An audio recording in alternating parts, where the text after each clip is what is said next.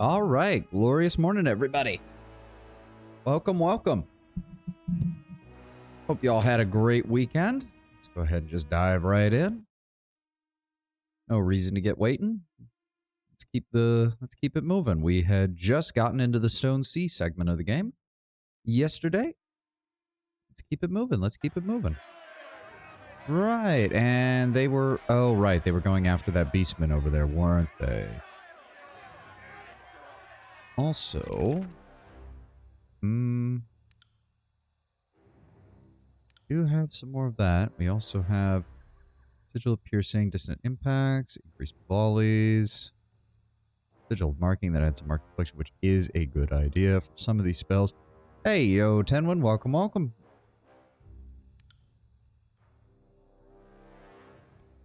I guess we'll hold off until I get my lore skill a little bit higher before we go after that. On it. Alright, you have a name.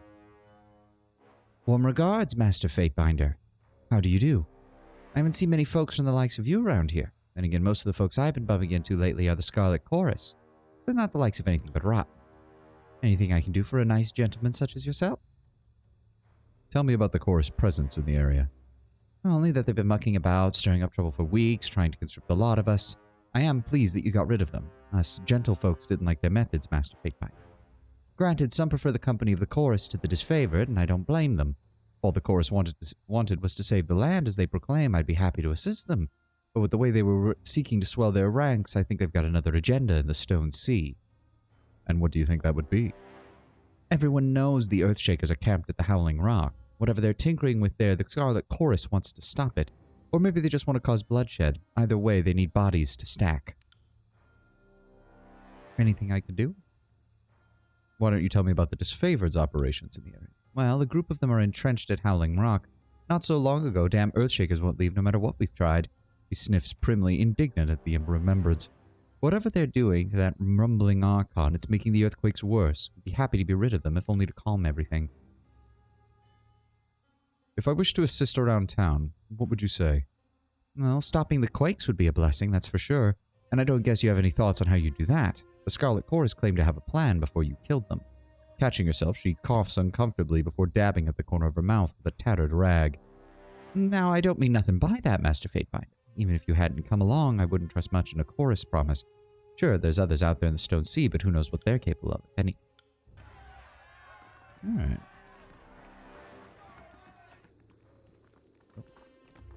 There we go. Why is this popping? Oh, okay. Those are the items that we can pick up for them. Okay, okay. I think there's anything else. Recruits. Yep, we're maxed out on all of them. Okay. Yeah, those quakes are just happening. That must get really fucking old really fucking quickly, I imagine. Oh, dear. What's going on here? No mercy for the murderers. Death to the beast. Put him to the rope and hang him by his throat. What happened? What's all this excitement about? A group of our boys with some help from the chorus caught this beast just outside town. They found him like that, fur all matted with blood and gore from hunting down people. Just look at his snout. It's still stained with his wretched dinner. The woman shudders and touches a grubby handkerchief to her mouth. She blots at her upper lip, pale-faced and swearing to the Archons. I wish he'd choke on it. Never thought I'd be happy to have the chorus around, but for once they did us right. Now all that's left is to see the damn brute killed. She sniffs and gives a curt nod. Of course, with the chorus gone, we'll have to do it ourselves.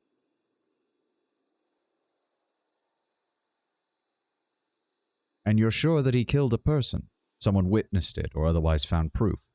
You soft on beastmen or something, Fatebinder? That's why you got one following on your heels? You'd rather side with them than us humans?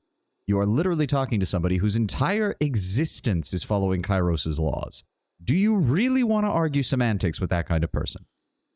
The killer was found with blood all over his face and paws right at the gate. Who else you think he ate if it weren't one of us? The monster killed and ate a human. And you call yourself a steward of justice? Well, go on then. Deliver that beast a well-deserved death. For justice to properly be served. Also talking about a beast woman that 100% could slaughter all the people here alone if she wanted. Yeah, probably. Probably. For justice to be properly served, he deserves either a Fatebinder's arbitration or a fair trial. Is that so? Why don't you go and ask some of the others around? See how many of us are interested in your thoughts on justice.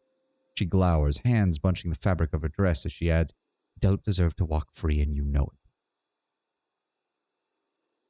By my authority as Fatebinder of Tunon, I act as adjudicator within this situation by the laws of Kairos. Attempt to disrupt my duty to the court, and you will suffer the consequences. The woman suddenly pales and takes an unconscious step back. What will you do, Fatebinder? Do you mean to find him innocent? With lack of physical evidence, I will hear people's testimony, and I will judge the beastman in accordance with the customs and laws of Kairos' domain.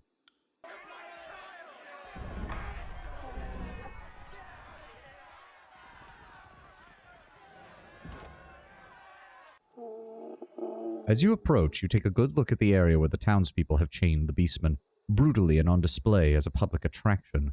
He watches his tormentors, visibly exhausted and weary, battered and bloodied, stinking of urine and meat. This is how I would see... Oh, this is Barrack. Sorry, for some reason I thought Kills and Shadow was speaking. This is how I would see the miserable creatures, humbled and instructed in their place. To offer them anything more invites anarchy. Ironclad whines too often about Beastwoman. Hush, pray.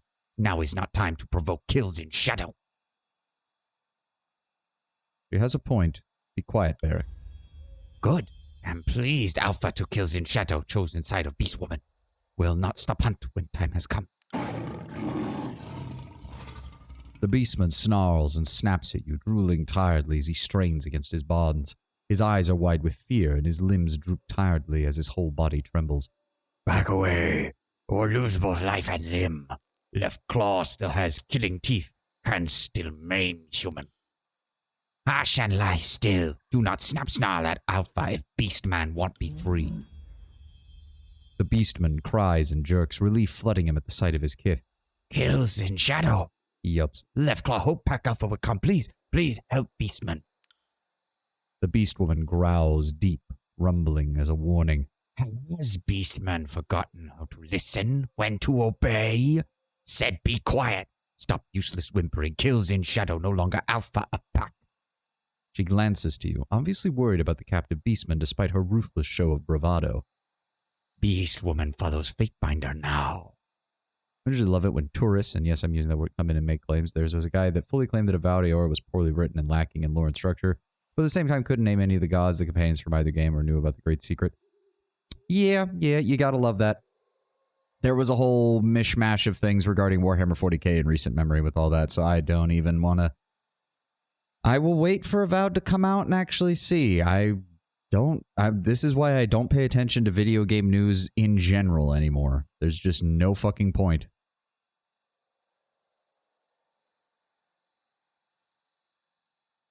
Bravado when talking about a woman? I mean, unless you're talking from English, because English doesn't have a gendered form of words most of the time. I mean, Pillars of Eternity wasn't dark fantasy. I don't see how they come to that conclusion unless the only thing they've seen is the Avowed trailers, which can come off as a little more high fantasy and less dark, but again, that doesn't mean anything, the trailers. Again, this is why I really, really do not watch fucking video game journalism from pretty much anybody. Unless it's just a normal person playing the game, I tend to ignore it.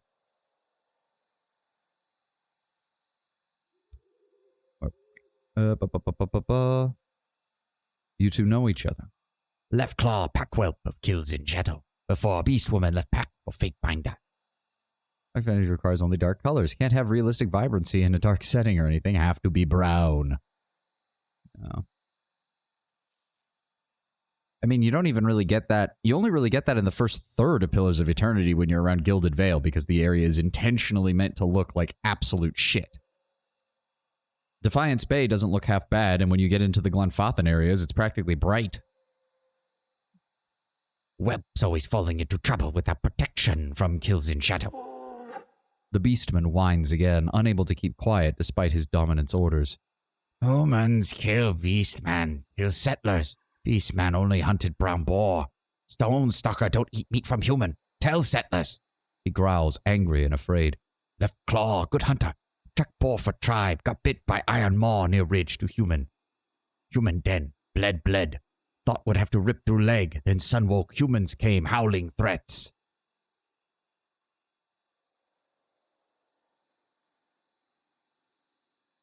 Settlers are convinced I'm willing to consider all sides of the matter. Covered in blood, accused before the masses. You look like a killer. Call me curious. Why are you named Left Claw? You should not have hunted so close to the town, but at least based on what you're saying, it would be hard to believe that you were the one responsible for the missing settlers.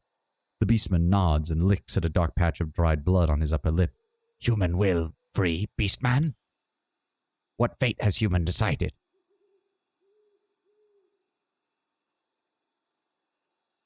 Before I make my decision, I will need more evidence on the matter.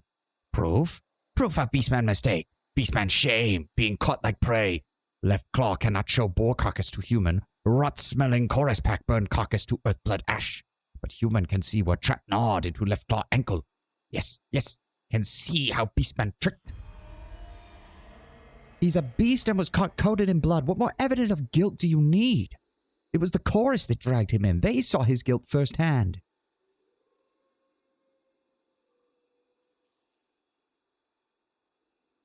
How many villagers have disappeared within the last span, and were any bones found from their bodies? Who doesn't disappear? We've lost many. I can scarcely keep count. Scavengers set for the valley and never return. Even the skilled ones like Drakod have surely been eaten.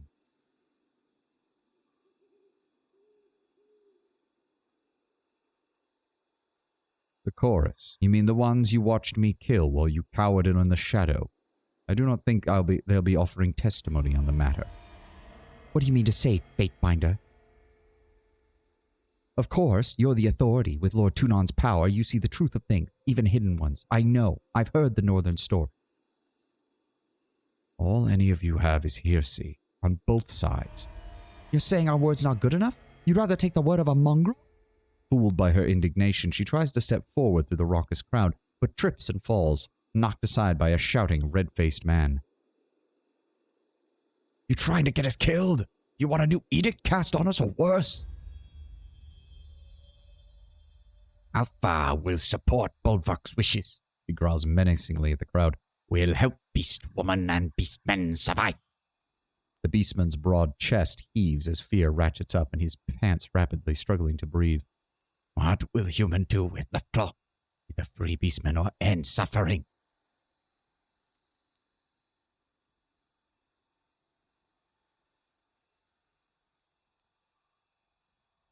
See, it's interesting to me. We gain wrath with Tunon for any decision to free him, but we don't gain favor by killing him. Similar to the PoE ogres and tyranny, Beastmen shared the cultural tendency to have females in leadership positions. Probably the same explanation of males being less in control of their impulses. Yeah. Tunon is racist. I mean, it wouldn't surprise me. It would be kind of funny if Tunon really is just this total impartial judge, except when it comes to Beastmen. They're like the one thing he can't tolerate.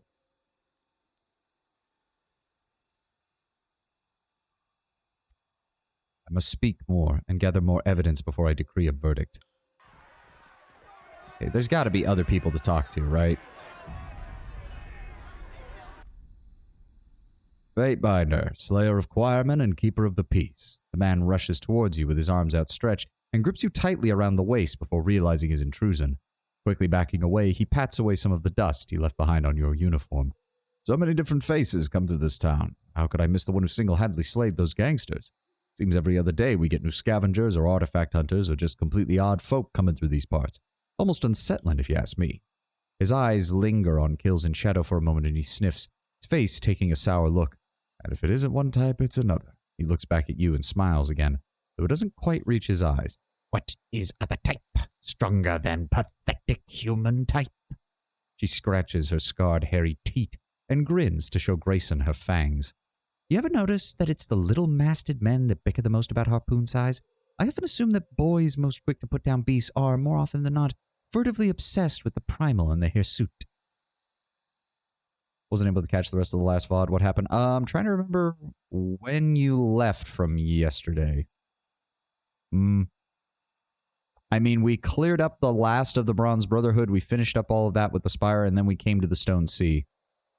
Oh, just before clearing out the course? Oh, then you didn't miss much, Brown Bear. We literally just cleared out the course in the town, and then I had to end stream. You didn't miss much. You didn't miss much at all.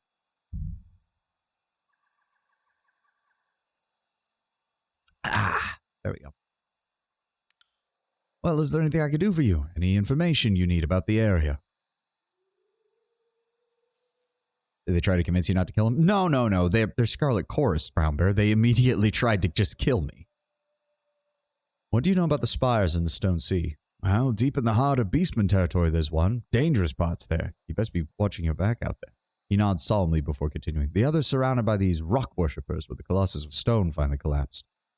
You mean Cairn? Yeah, the giant of an Archon. He kept moaning and groaning as he made his way across the land, left destruction everywhere in his wake, and riled up the Beastmen something fierce. Believe he fell somewhere near the Dawning Spire. He gives his head a scratch, pondering the situation. Some of the vendors here in town could tell you more. I know they've had some dealings with the scavengers that frequent those areas. What can you tell me of Halfgate?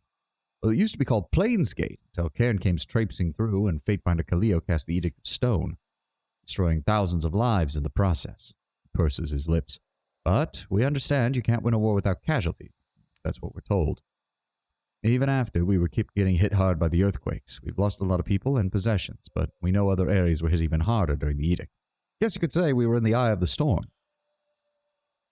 The whole of Azure suffers so that Cairn could be slapped down for disloyalty. Ever wonder if right now, far away, Kairos is getting off to the thought of this indiscriminate killing? Seems like the Overlord must have a thing for it. Quite frankly, Ebb, given everything else we know about Kairos, I don't think he gives a flying fuck. No matter what happens, you have to keep a positive outlook, because it could have been far worse. Things can always get worse, Fatebinder. What do you know of Cairn? Oh, what's there to say other than that he ruined our lives? We are beset with earthquakes, and we've lost so many friends because of him. After the destruction here, he headed out into the Stone Sea, and that's where he still lies. His body is being turned to stone, and the story is that he's trapped. That's what's causing the earthquakes. His ongoing death throes are tearing the land apart. Those damned disfavored won't let him die, so we're the ones stuck suffering. Do you know where I can find his body? Well, I hear it's at a place called Howling Rock, but I'm no adventurer. My entire life is here in the town, so I couldn't even know where to begin regarding how to get there. Best I could offer is to tell you to keep asking around town. I'm sure somebody will know. And how has Cairn's passing affected this place? Well, the townsfolk are taken to joining the scavenging crews and heading out into the Stone Sea to search for artifacts and treasures from other destroyed settlements. Problem is, the Stone Sea is full of dangers, and those scavengers put their lives in danger every time they leave.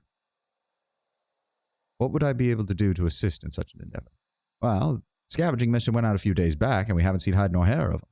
The longer they're gone, the more that everyone's sure they won't be coming back.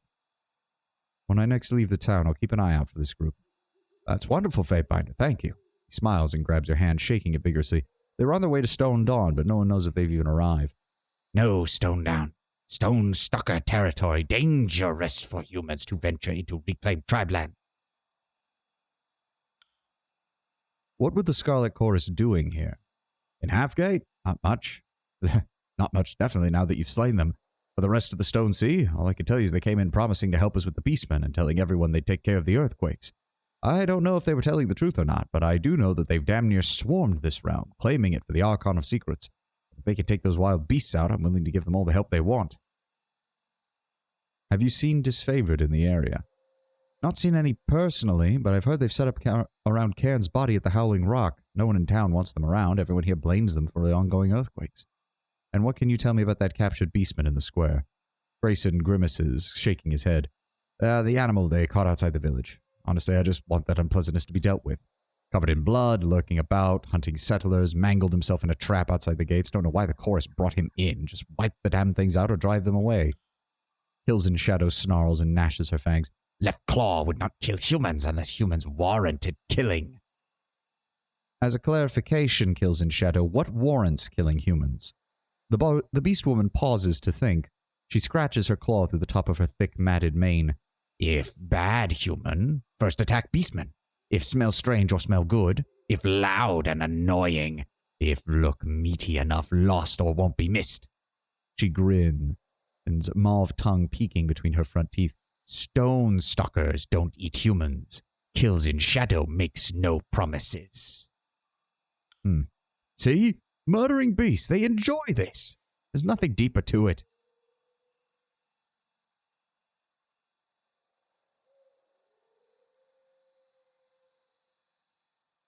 You didn't actually see him kill anyone. Why is everyone so quick to assume he's guilty? An animal does what an animal does. If there's something to kill, they'll kill it. It's a simple matter of course. I've already heard that you're claiming to step in on the matter. If you're of a mind to set the beast free, do it far from here. If anyone sees him in town, we won't hesitate to kill him. So obviously Marissa we already talked to. Let's see if anybody else has anything else to say about this. Nope. You're named, but won't talk to me. There we go. Oh, wow. We've already got Wrath 3 with these people. You're the Fate Binder that everyone's been talking about. Is there something I could do for you? What are you doing in Halfgate? A little bit of everything. Handy with tools. The buildings here are always in need of repairs. What can you tell me of those who would defy Kairos in this realm? Well, the Beastmen are the ones who oppose Kairos in these parts. We're standing on the bones of Azur, but below that are the ruins of the Beastmen's ancestral territory. When the realm of Azur rose to power, they enslaved those hideous creatures and consigned them to lives of hard labor. Ever since Cairn fell and the edict devastated the land, the Beastmen have started to reclaim the region. If you find yourself in their presence, tread with caution. They're territorial and resort to violence with little provocation. Violence against humans justified. Because always humans provoke Beast Woman. Stabbing a Beast Woman with sharpened sticks or cutting words. She curls her elongated, wickedly curved claws as she rumbles her warning. Do not blame Beast Woman for lacking patience. Do humans not also swat at buzzing, biting, swarming flies? Perhaps wisely, Hagrin says nothing in reply to the incensed Beast Woman, shrinking in on himself slightly and licking dry, chapped lips. However, he furrows you a glance as if to say, see, before looking away. Why is there a Beastman being held here in Halfgate? Well, back when the town was primarily a market for farmers, Stonestalkers worked as beasts of burden. They helped us with the hauling and the plowing mostly. They learned not to complain, but then Cairn incited them with a fool idea to take back the lands of their ancestors, and they've been nothing but raving and violent ever since. Not long ago, that one up there was dragged into town by a group of settlers in chorus, covered in blood. Wild thing. We've done our best to look the other way, but seems they won't be satisfied to leave us be. Now they're out hunting us just beyond our own city gates. You assume the Beastman's guilt. How do you know he was hunting human? He's a Beastman, it's what they do. Humans kill humans, it's what humans do. Even now, Kairos pack hunt each other, while also hunting human called Tearsmen to extinction. I prefer to keep my nose out of such things. If you feel certain enough about the Beastman's innocence, consider doing something about it, sir.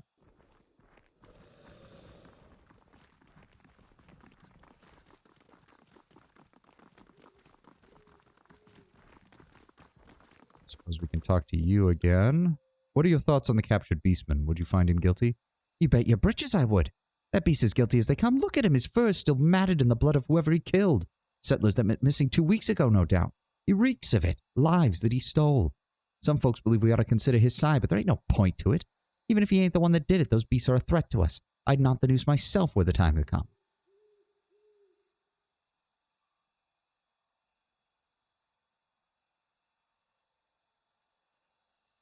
But didn't those settlers disappear while scavenging? Any number of things could have happened to them in such a dangerous landscape. You think they fell or starved? No. Proof don't lie. They got ripped apart by a beastman, didn't they? I mean, that is, you don't really think he's innocent, do you? I don't think the thought of letting him go, but I certainly won't be the one to oppose your authority on this situation, Master Fatebinder. I'm sure you'll see justice is served. Sure of it. Yes, that's definitely giving me confidence out of the way I'm talking to all these people. Jesus Christ, they just don't like Beastmen. Yeah, it's pretty obvious. They just don't like Beastmen. Greetings, Fatebinder. He takes a deep bow. You've done us a great service by getting the Scarlet Chorus off our backs. In exchange, I have a special price for you on all my wares. What can you tell me about the spires in the region? I imagine you have dealings with the travels from other areas. Well, I can't say I know much about the spires themselves. They've always been there, towering over, never doing much of anything aside from casting shadows. I do, however, come across some interesting items from around those parts time and again. Just last Judge's Day, a fellow sold me a charcoal rubbing that was taken from inside one of the spires, or at least so he claimed. I haven't seen him since. Said he was heading to Stone Down, so I can't really ask him questions about it. Unfortunately, maybe worth having a look at. Damaged leather shield? Why the fuck would you wear a damaged leather shield? Weightless iron shackle, plus 10 force control. Snapping them in place causes the wearer's clenched fist to feel heavier. Oh. Ooh, Sigil of Atrophy. We do not know that yet. Sigil of Vigor, we know that. Staggering Force, we know that. Strange Charcoal Rubbing, we will take that. anything we can sell to offset some of this cost? The stalwart broadsword is not really something that we care about. The regenerating is really not worth it. They're really not. And I don't want the cursed one either. No, no, no. Ah, we can sell all of this. Maybe you should ease up on the sigils. Gets smacked indeed. Welcome, Sint. Welcome.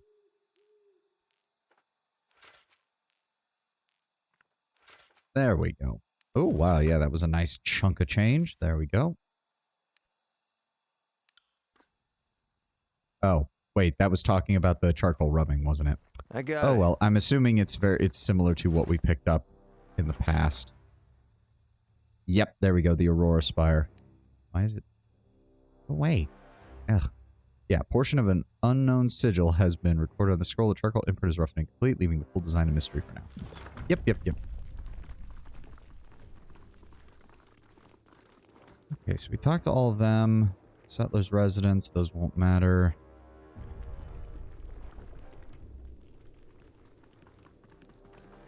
You. We talked to you on the way in, but do you have anything to say about... No, you don't.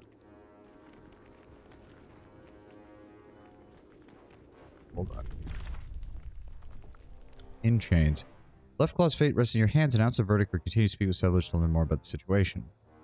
Learn that a beastman is being held in Halfgate on suspicion of killing humans. It's up to you to weigh the elders and either condemn the beastman to death or it's settlers. The thing is, like, even if I find evidence that he was indeed just hunting boar, they don't fucking care. Examine. Beastman lies bound and cannot move. We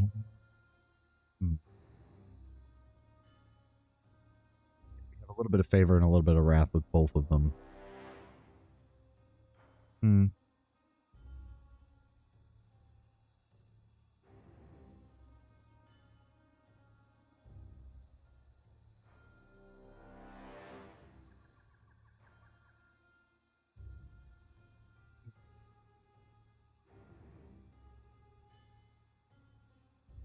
Serving the evil Lord, you can argue said I have no patience for bigots.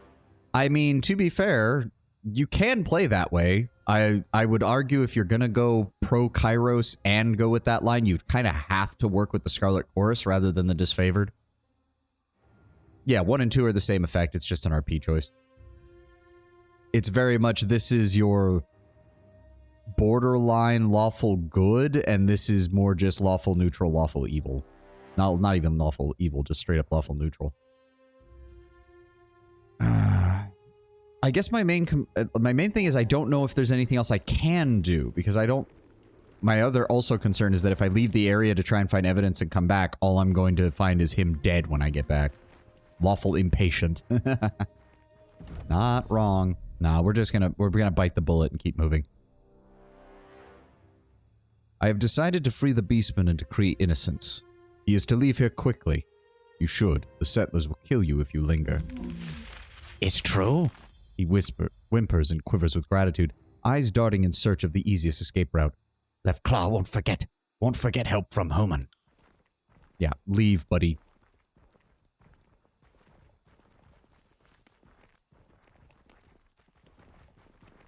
Yeah. Break it up. Break it up, everybody. Okay, game, you're playing this animation really fucking slow. We may invade non-combatants, separate families, absorb civilians into our horde, allow for rape, but doing any of those things based on race? Unthinkable! I mean, to be fair, like, usually that's just kind of be made fun of, because it's the whole, like, what is that famous comic panel where it's the Joker, and he's just like, you didn't tell me the Red Skull was a Nazi! I can see the voices of Narat unironically saying that, like, murder, rape, pillage, that's fine. Racism? Pff, get the fuck out of here. That means I'd have fewer people to kill for me. Yes, that's the line, Brown Bear. Yes, that famous Joker panel from God. That's an old comic, too. Like, that's not even, like... I think that's like a 60s or 70s era comic. That's an old one. I'm an American criminal lunatic. Okay, so we have the secluded forge, which we can go for Barrack. Fascism would be against the chaos he spews. Yeah.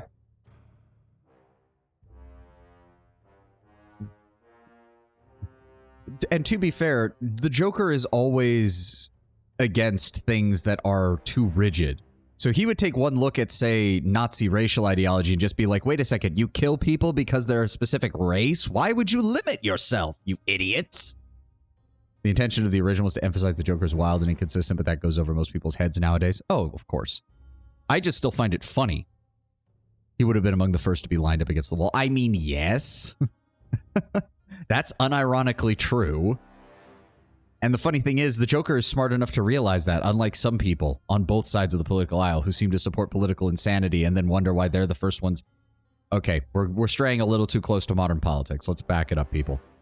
Funny, ha-ha Joker moment. We're already going to get enough political parallels probably in this area because we're about to have a massive racism allegory with the way this place is going. Okay, that's where we met up with the disfavored guys. Yeah, I guess we could hit the secluded forge first since it's right next to us. Interesting that we can't find a way over there, but I'm sure we'll find a way. Also, is that the spire we're making our way to, or is that the spire we're making our way to? There's actually two of them around here. Oh. Now that I realize, hold on. 1, 2, 3, 4, 5. So these must be both related to this area because there isn't a spire in the burning library. Interesting. Does the voice of Narad absorb people he likes or people he doesn't like? I don't think he has a... I don't think he cares. He's probably done both. Alright, let's hit up this secluded forge. Oop. A group of youths about a dozen years of age are at play just outside a ramshackle farming village. 3 of the youths wield crude knives and axes carved from solid planks of wood. They face off against a team of younger children with scraps of brightly dyed cloth tied to the wrists, ankles, and neck. They eagerly volunteer that they're playing Bane and Raiders. It's a local variation of game played by children across much of Taradas, in which armed children attempt to sneak some small treasure, in this case a shard of well-polished clay, out of an area designated the Old Walls without being caught by the opposing team, whose members portray the Bane. Knowing that such games tend to be the most popular in areas where Bane have recently prowled, you ask the youths if they have seen any recent sightings. They excitedly inform you that just last week a farmer heard them howling and saw their glow from the direction of the nearby Old Walls. Ignore the Bane, lose minor fear, kills in shadow, lose minor fear, ebb, lose minor fear. Why? Oh, we're pursuing the Bane. You find yourself in the shadow of the towering ancient edifice of the Old Walls. Continuing along their length, it's not long before you make out the sound of your quarry. A series of low, grim, wholly unnatural growls punctuated by the constant pops of electrical discharge. Soon you make out the glow of the Bane, a pulsing miasma of wisps, their forms almost indistinguishable from one another as energy cackles amongst them, backlit by the hateful red glow of a pair of scourges.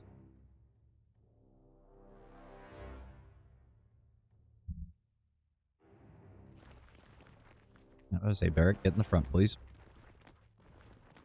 Oh, okay. Yep, 2 scourges, 3 wisps, 4 wisps. Okay. Heads up. We have company. Yep. Barrack, get out there in the front, please.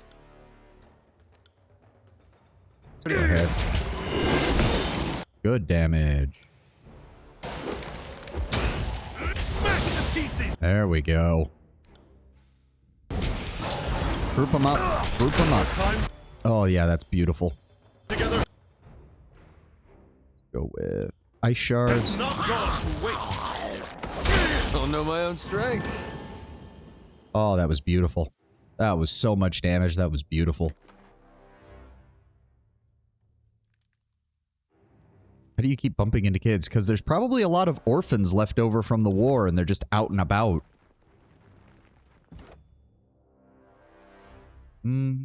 He's got maxed out there, so I guess we'll just continue boosting his accuracy for right now and make sure that he's able to hit everything, everything capable. And then we'll go and grab... Oh, straight up +2 to all armors. Requires him having a shield, though. Allows Barrack to engage another additional enemy. After using Clash of Iron, he will strike twice with his normal strikes for a short time. Not the worst idea.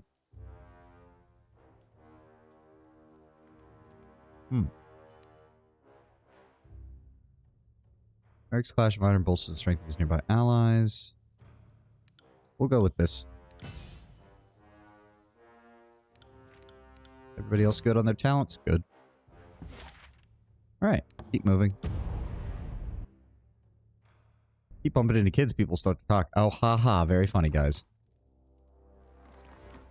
I'll bet $20 the developers considered implementing a scene where some concerned civilian point fingers at the fake binder for traveling around with Siren. Wouldn't surprise me, although it is Siren, so people might also just be the case of, we don't want to break her up at all. Cool air stirs your clothes as you step into the small workshop. Despite the lit forge you see against the back wall, a dark-robed woman... Oh, that's a woman? Sorry. The way the character model looked, I honestly just assumed it was a thin man. A dark-robed woman stalks the center of the space, fingers dancing against her chin, eyebrows furrowed in thought. Sooty smears on her skin suggest she touches her face often. She spares you an initially dismissive glance, but follows it with a surprising double-take. Oh, fuck me, the Fate Binder! I mean, what brings you to my humble atelier? I have no idea how to fucking pronounce it. Atelier? Atelier? My humble dwelling. Fuck it. God damn game. I take it you know of me. Does anybody not? Spires don't exactly light up like the sun every day. And who are you? You sought me out, so I assumed you knew already. Or do you make a habit of walking into strangers' houses? Oh, you'd be surprised. I am Licentia. I know my sigils, but mostly I am a crafter. They keep me around for odd jobs, fixing tools, repairing armor, trying to keep Halfgate from falling into the Stone Sea. Nice forge. Thank you. I made it myself, she chuckles. I'm particularly fond of the heat wards, not just on account of the comfort. Keeps the place from going up in flames, barring anything unusual. Had the thought after... She frowns and drops into silence. After the Vellum Citadel, I take it. Yes, after the Vellum Citadel. Atelier. Okay. Well, hopefully we never see it again.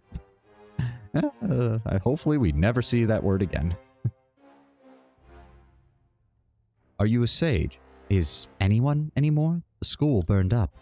I studied amongst the sages years ago. Worked for the royalty of Azure for a little bit. Nice work until Cairn arrived. Are you here to persecute me? Not today. Then let me ask again, why are you here? I would need you to examine my friend Barrack. This one, I assume. He's pointy. Her gaze wanders over Barrack's assortment of sharp edges. Damn it, Fatebinder, why can't you leave this be? Leave what be?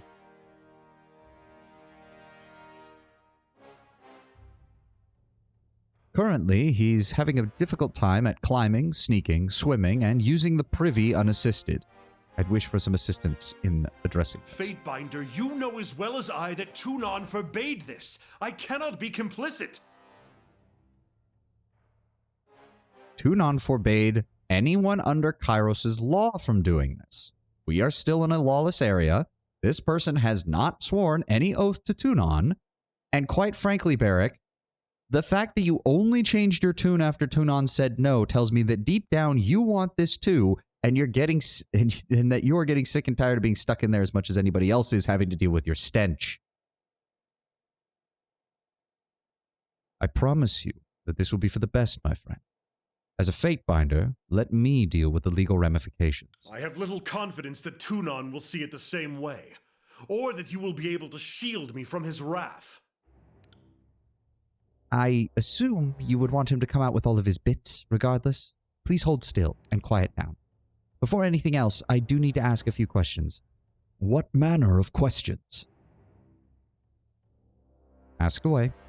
I will not ask anything political or tactical, only matters personal. That is hardly reassuring. First, have you ever engaged in sexual conquest? What? I don't... How can that... That cannot be relevant, Barrack sputters. He doesn't understand the first thing about mystic sympathy, does he? The smith frowns and looks at you. It's important, Barrack, particularly in the case of a possible convergence of arcane energies. It rules out resonant adulteration. I suppose that sounds reasonable. The armor has prevented anything from happening recently, regardless of whether or not I wanted it to. Before that, well, the Legion I spent people I cared for deeply, we are the pride of the North, strong and beautiful. He creaks quiet. Oh God, he's so fucking embarrassed. And that's all I shall speak of it. I have never passed time with a mage or archon, oath-bound, priest, woman, or anything else unusual. Oh, nothing unusual. Really, I always heard there's a special bond between a disfavored officer and their submissive... Sorry, subordinates. I wish Verse was here to twist the knife. Kind of do, but it'd be a bit much. Is there anything you are unwilling to soil with your perversions, witch? You wore forge-bound armor during the conquest, correct? And prior to it. Sigil woven? Enchanted against harm? I do not believe so. Just standard iron. Have you had any sigils of any kind branded onto your skin? I bear the mark of the disfavor and nothing else. The mark of the... That's why the Archon of War doesn't have his own sigil. Kairos purposely blotted it out so that it could only be used for his legion, so he couldn't extend his protection to others. Because the entire point of some of Kairos' conquest is to snip problems in the bud. Oh, Kairos, you devious son of a bitch. That's how you've kept the... And because Graven Ash is so obsessed with his northern purity, he can't recruit too many forces anyways. Oh, it's a self-limiting issue. Kairos, you son of a bitch. That's part of the reason why he was willing to trust Graven Ash as his new Archon of War. Because he knew Graven Ash's own fucking bigotry would get in the way of his ability to rise up against him.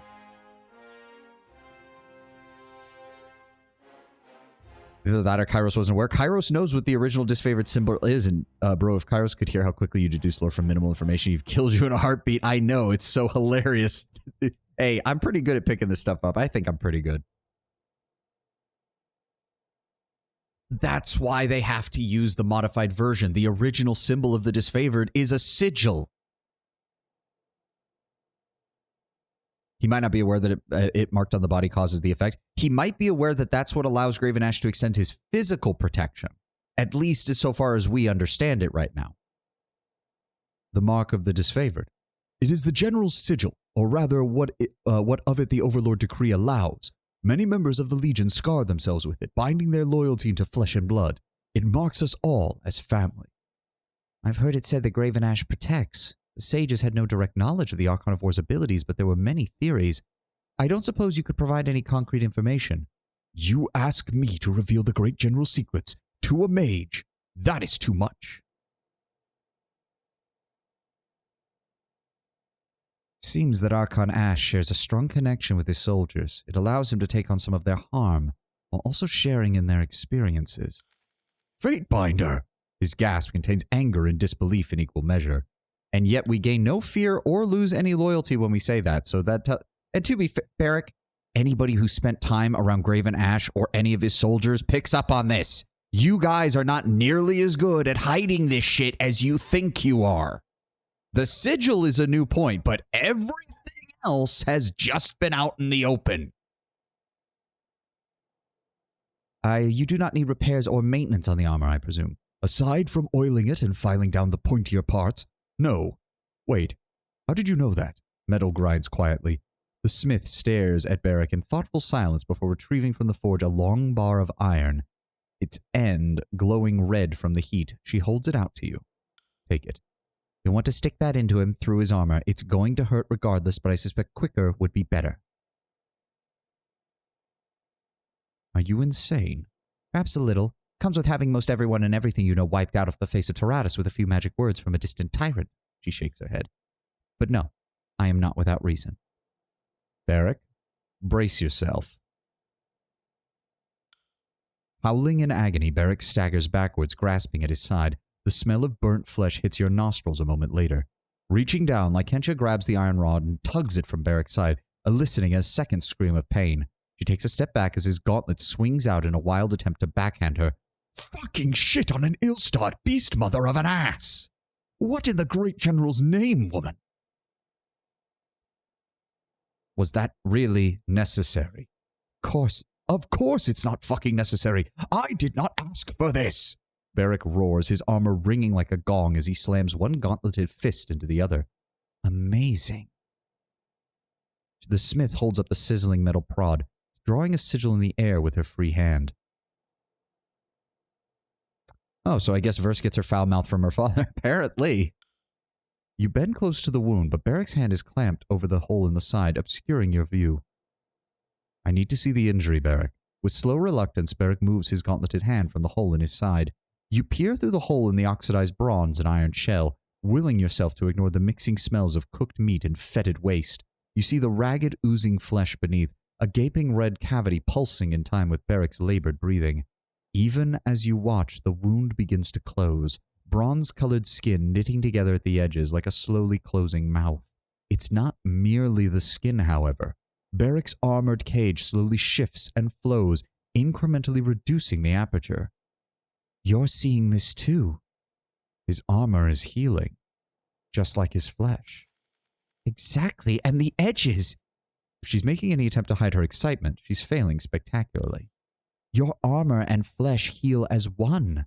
Is that a standard property among the disfavored? She straightens, peering into Beric's mismatched eyes. Not to my knowledge. If he and his armor heal as one, then they are likely mystically bound together. Indeed. Your Lord Tunon likes them smart, I take it. The question remains, though, why does this happen? She smiles appreciatively at you. I have a working theory.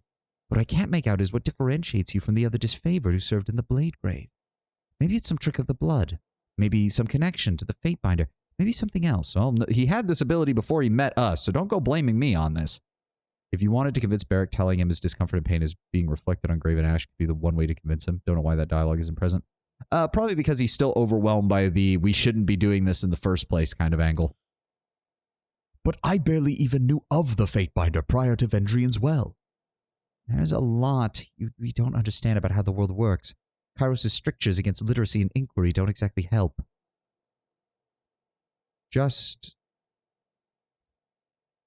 I'm not going to turn you in for this. Please, speak freely. I appreciate that. Before I can suggest a solution, I'll need a sample of alloyed iron and bronze from the site of your entrapment. About this much should do. She opens her palms about 6 inches apart. All right, we'll get you the sample. Then I await your return. She turns from you, peering thoughtfully into her slack tub and the iron rod within. Well, may as well grab what we've got here. The woman's sandals, those are fucking useless.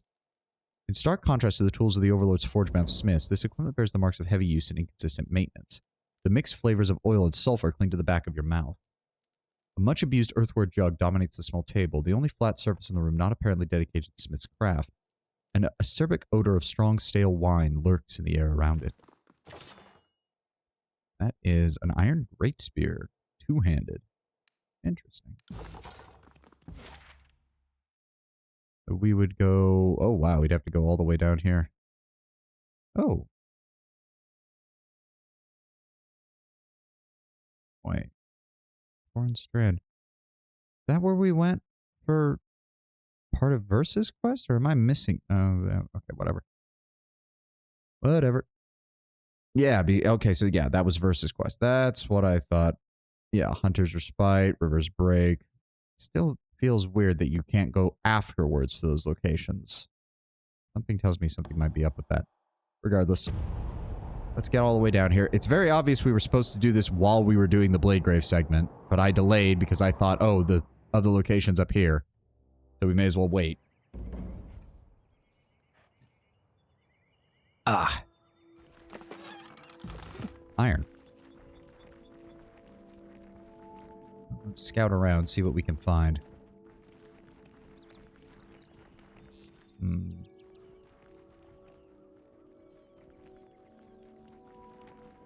Well, this place has certainly gotten calmer since the fucking Edict of Storms has finally ended.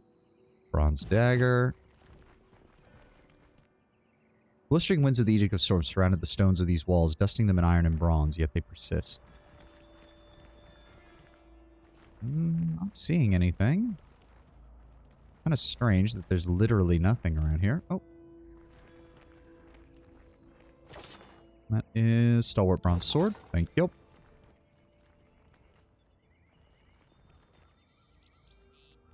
Yeah. The only thing left is the center of the area. Moving cautiously. This must have been near the heart of the storm. Oh.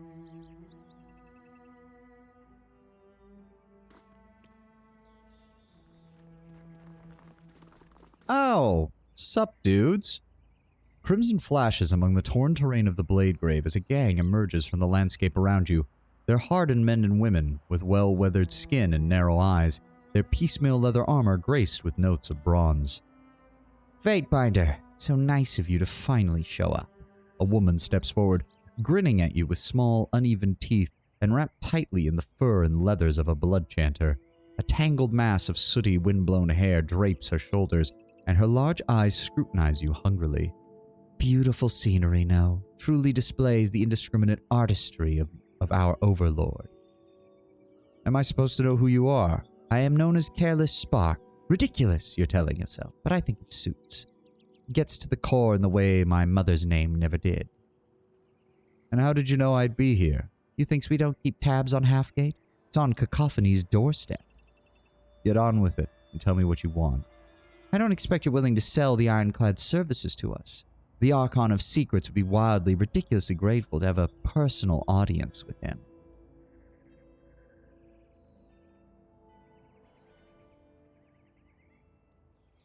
I think I speak for both Barrack and myself when I tell you that we'd sooner see him dead than in the hands of the Voices. Well, I thought it might come to this in the end. Let's see if you live up to your legend, Fatebinder. She sighs, hefting her staff as her gang moves to attack. Another demonstration Alright, back it up. of our power. There we go. Barrack, get out in front. I said get out in front. There we go.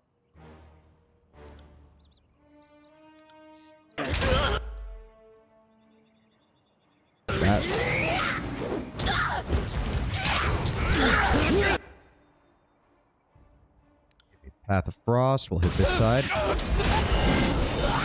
There we go. And then Path of Stone.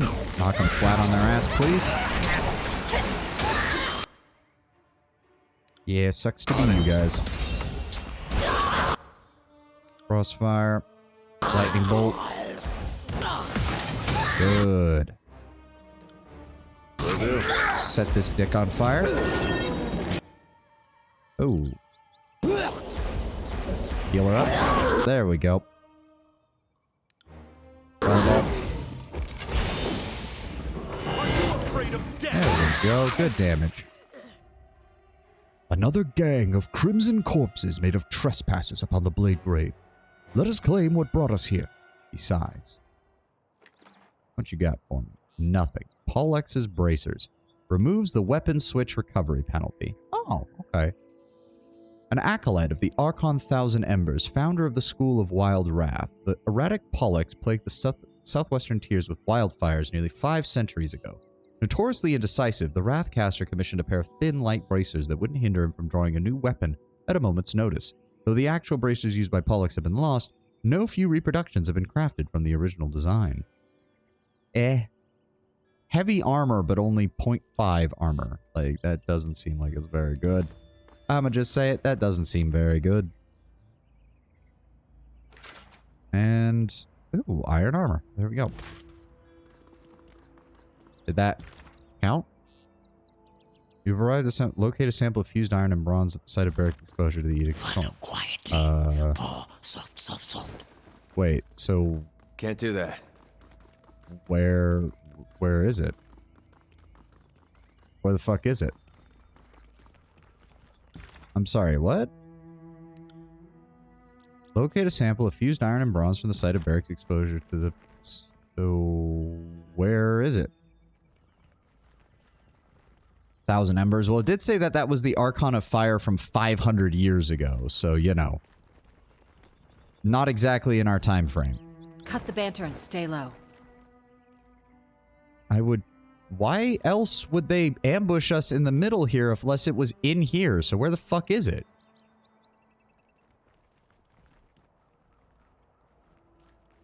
Is it by this cart? Paw, No. soft. There's no other interactable sites anywhere in here. Will this do? Oh, It you have is to nigh click the it. size of a kite shield. You have to You click have the your fucking... rock. Let us leave this place. What is bothering you, Barrack? I have repeatedly asked you to leave this be, yet you persist. Do you think that you act in my interest? Do you think you know better than I where my interest lies? Barrack, I wish to help you. I ask now, why are you so resistant to it? There was no ambiguity in the Archon of Justice's ruling. More ambiguity than you may think, my friend. The flexibility of the law is in the details. The Overlord anointed Tunon the Oh. Archon How of the fuck did I select- Justice. How the fuck did I select that one? I selected the second one. God damn it. Whatever. Carrying on. Yeah, I misclicked. That's most likely. Peering at the ground for several seconds, Beric says nothing and then turns his attention back to you. This place haunts me, Fatebinder. These walls, these lands, they were hard once, but they possessed an austere beauty. The general saw them for what they were. Lands well worth fighting for. The winds that day, they swept everything aside. They tumbled tearsmen and livestock like children's playthings. The dust choked our mouths and eyes. Trees appeared as if by magic, only to be smashed into splinters against stones. And those splinters cut like knives. Oh, okay. So we're actually unpacking his trauma now. That's what's been causing him problems. Go on, Beric. We were no fools. We knew what had fallen upon us, and we took cover as best our iron shields and the general's protection allowed. Yet the wind tore us away, one by one. Some silent, some screaming. Now only I remain. In this state. His gauntlet rings against his breast, cutting off any possible response. Take the metal to your smith, or do not. There's nothing further to be said. Let us leave. On it.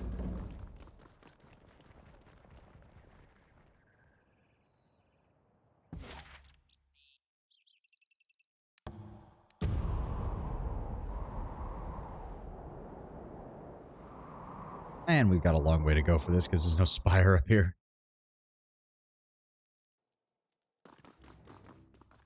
Alright. You're back. Did you secure the alloy? Please, give it here. She opens her palm and regards you with enthused grin. Here. Fantastic. She accepts the alloy and places it upon the anvil. Mumbling, she traces her fingers in the air, forming a series of sigils. With rapt attention, Beric watches the smith move about the sample, examining it from several angles. He says nothing, but when the faceplate of his helm shifts towards you, there's accusation in his eyes. A few other thoughtful sounds follow as she continues her examination. Yes, this will do. This will most certainly do. She straightens, nodding vigorously. Lykentia brings her hands together in a single sharp clap. It's going to take me a little time to work out the rock's properties, but this is a promising start. I assume that you will be stabbing it with an iron rod as well? Of course not. Don't be ridiculous. Of course not. His armor grinds against itself with a growl. What are you worried about? Doesn't Graven Ash protect? I am not in the mood, Water Witch. Do let me know when you are in the mood. I have plans for the occasion. Well, pull up a stool or crate, make yourselves at home. This shouldn't take too long.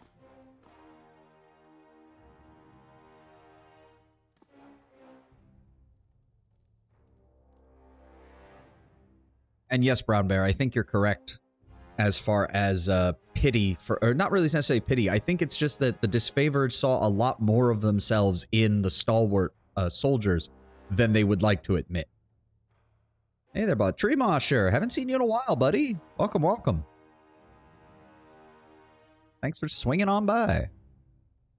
A few hours pass as Lykentia bombards the sample from the blade grave with a combination of hammering and spell work. She heats it, submerges it in water, shapes it, wreathes it in lightning, causes it to levitate in the air, and eventually she stops, studying the metal and tapping her chin. Playing with you after Pillars of Eternity. I haven't played Tyranny yet, but just got it on sale. I'm enjoying it so far. The world building is a little dense because Tyranny is a shorter game than Pillars of Eternity, so they really will front load you on a lot of the world building. But I'm fine with that. I don't mind reading all of that, and I don't mind learning about all that. I also love their magic system. I see why magic is considered broken as shit in this game, but I do love it so far. I do love it. It's also blatantly not finished. The ending is notorious for being rushed. That is what I have heard, yes. Front-loading goods, you know. Yeah, you're going to have a... For example, when you get your NPC companions, they have So much dialogue to start with. A lot of explanation for what the world is doing and everything that's going on. Lots of world building. Lots of it. I like it. I'm fine with it, but I can definitely see why some people weren't that big fans of it. It can come off as really, really heavy on that side of things. Rare, you have a magic system in a game that claims you need intelligence for it and then backs up how intelligence is used for it? Yes. By actually linking it in universe, in the world building to literacy and actual education. Did you find anything? Sure as stones say I did. The alloy absorbs and retains mystical energy, specifically in the form of magical effects, she grins. In theory, a weapon crafted from it could retain its enchantment for decades, maybe longer. Dense dialogue is something I got to plan around. Well, let's do this while I'm fresh and awake. Yeah, you don't want to do it when you're feeling like sluggish or out of it, because I could see how reading through all of it would be an absolute slog. Again, I'm a world building like fanatic, so I'm fine with that. But I can definitely see why some people this wasn't their cup of tea. The bronze iron alloy is how Beric survived, not just Graven Ash's protection. That does seem to be implying the case. That, or it absorbed enough magical energy from the edict that it then took over protecting him. What does this mean for Beric? It means your curiosity is sated, Fatebinder. We can continue on our true mission and forget this heretical quest. You have lived your entire life in service to your general and to the Overlord. The added burden of this armor is ridiculous, Beric. As it should be.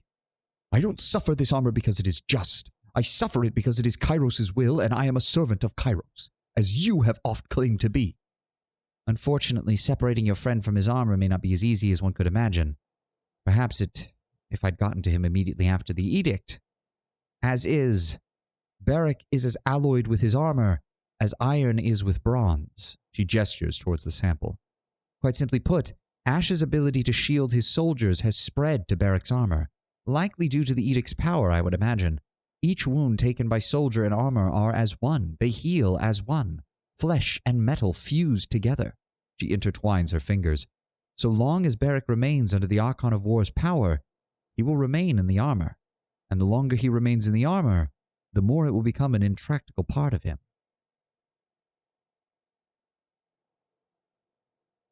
That is not encouraging. No, I imagine not. But at least you have your answers. She offers a weak smile. And there's no other way. An alternative, well, I can continue studying the alloy. If I find anything, I will send word to your spire. She drums her chin with 3 sooty fingers, frowning. But short of the death of Graven Ash or him rescinding his patronage over Beric, I see no way to free him from the Archon's power. Neither is an acceptable solution. This shell, onerous though it may be, protects me and serves you.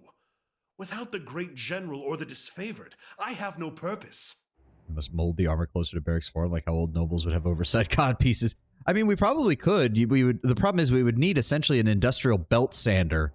And I don't think they're quite at the technological level for that yet, Brown Bear. You like survival RPGs? Outward has a very unique magic system. I am usually not a fan of survival RPGs, but you don't see many survival RPGs with a magic system. So maybe I'll check that out, Tree Mosher. Thank you for the suggestion. Oh, come on, you big crybaby. I'm sure there's a siege engine somewhere in need of a counterweight.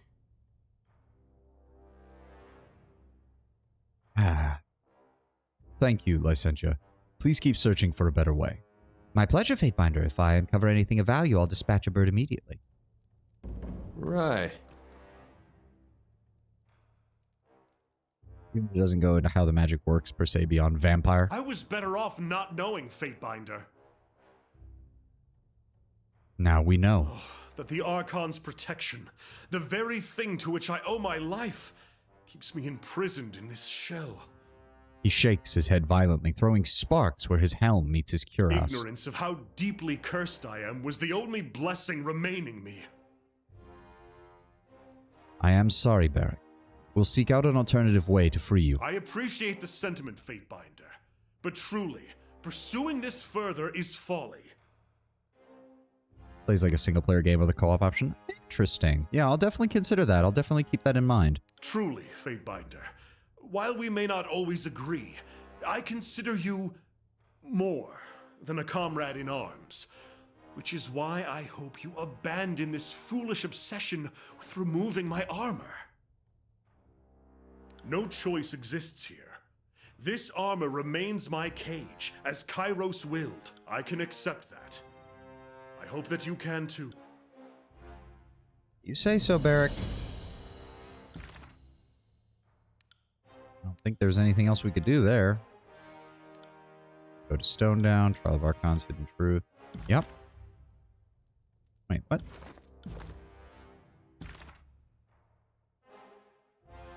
It's the home of the Beastmen. All of them must die. Oh, okay, that's a bit weird. I didn't realize that we were being forced on that path, that we better not. The destroyed and half-buried buildings embedded in this gorge are the last remnants of one of Azur's former cities. It has since been taken over by the Stone Stalkers, a tribe of beastmen that aggressively guard their claimed territory. Stone Down Gorge connects to one of the few traversable routes leading north, making it a vital connection point. Well, now Kills in Armor knows she can't peel Barrick's armor. She doesn't have to. She can tear parts of his armor off and it damages him just as much as anything else.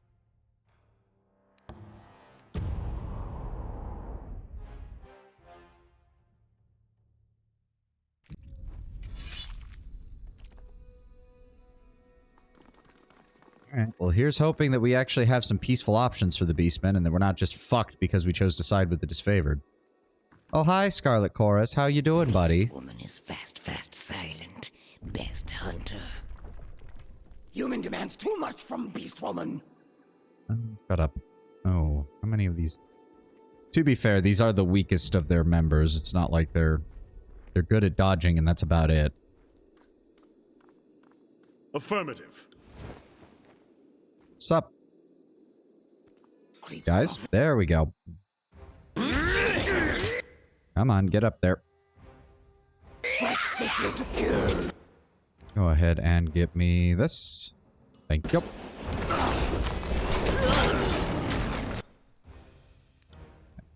ahead and do this.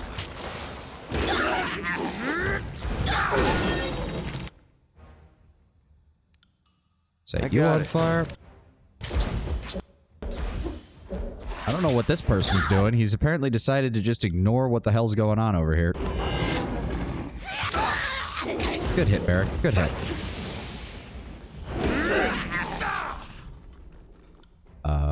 Sup? Yeah, you made a poor decision. Grab some Scarlet Notebooks, more healing potions. Eruptions of crystal like this one appear in the Stone Sea shortly after Kairos' edict tore the land asunder. It isn't known if they are a byproduct of the Overlord's magic or a result of the Cairn's experiments during the war. What is this? Oh.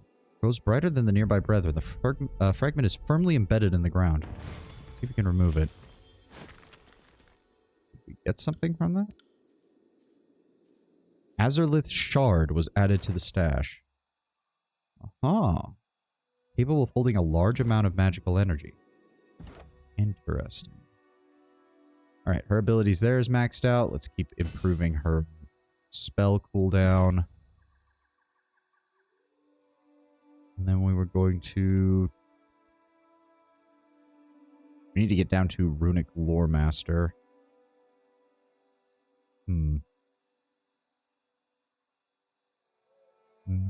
Smell Bear? Maybe. It is just a passive ability. It's not bad. 10% control Gravelight damage and 10 to control Gravelight. Interesting. What kind of lines does Kills in Shadow have if you poke spammer? Oh yeah, we haven't done that, have we? Or if we did, I don't remember it.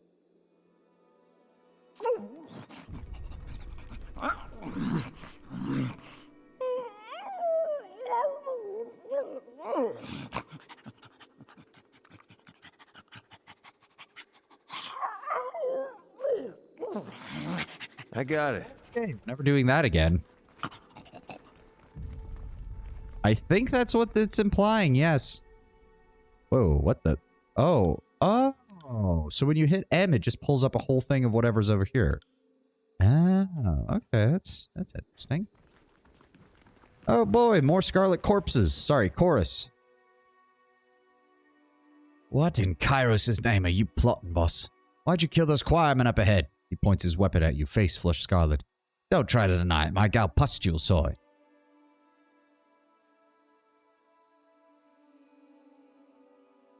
Run. Run while you still have legs to carry you and arms that can still serve the Overlord elsewhere. Friggin' piss, it's the disfavors binder. With a yelp, Octave fumbles to draw his blade, tripping backwards over a loose stone. Furies! At arms! Shit, shit, damn!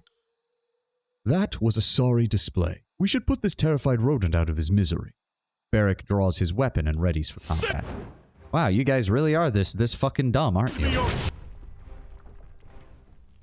Yeah, the Horde guys are not worth anything. It's the Scarlet Furies that are the problem. Okay, hold on. Reposition. Move forward. Are you fucking kidding me? Get the fuck away from me. There we go. And we're going to Twisting Flames. There we go. Mage Fire is working great. Set them on fire too. Thank you kindly. Lightning bolt her ass. Good shot, good shot. Will do. Fireball. Still not doing as much damage as I would like, but oh well. Hit him with a rock. Sucks to be you.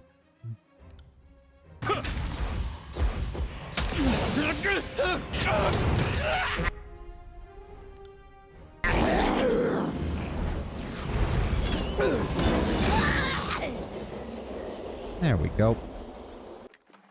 You dipshits even have anything of value? There. Oh. See that?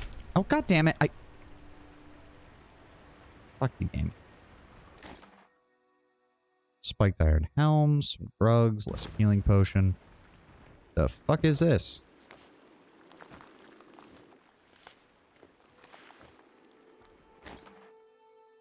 Land Zeal. Creating the dagger Zeal. Interesting. Iron pole and some Horde bracers. Oh, they're actually pretty decent. They're the same. They're the same. Oh well. Down we go.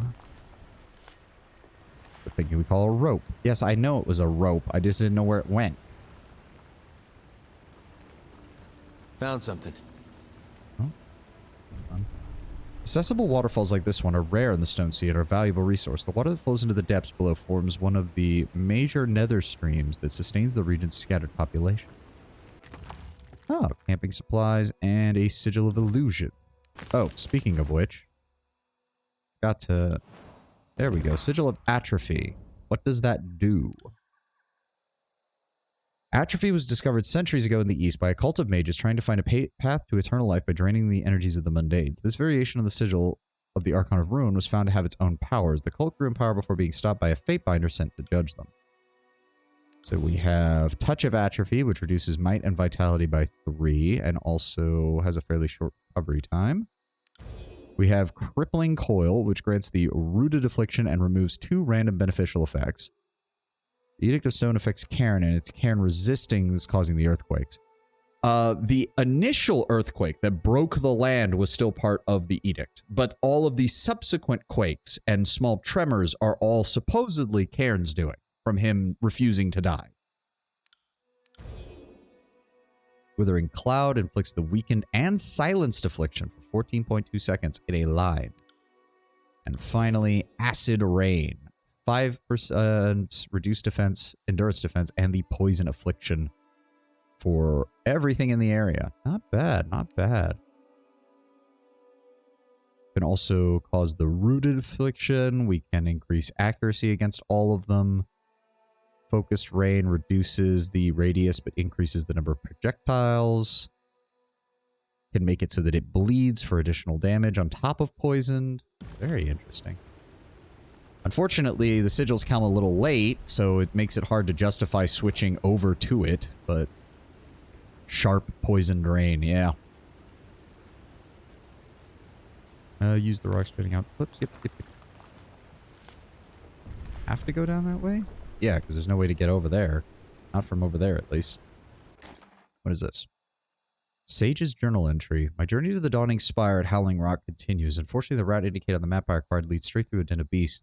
Surely you can't find a way around them. They are the last obstacle to myself and the Spire. Also, could I allow nothing to deter me? And an unbroken shield. An unbroken. Interesting. Can't do that. Sage from Stalwart, maybe?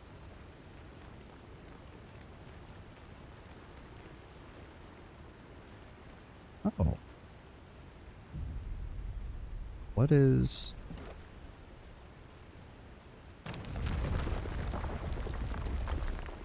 Is that going to drain the water? Yeah, it drains the water level. Okay. Yes.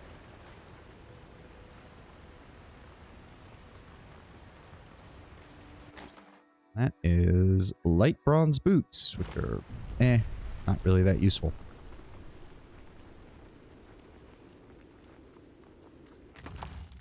Some mosses. Hello. Interesting. God damn it. Another charcoal rubbing.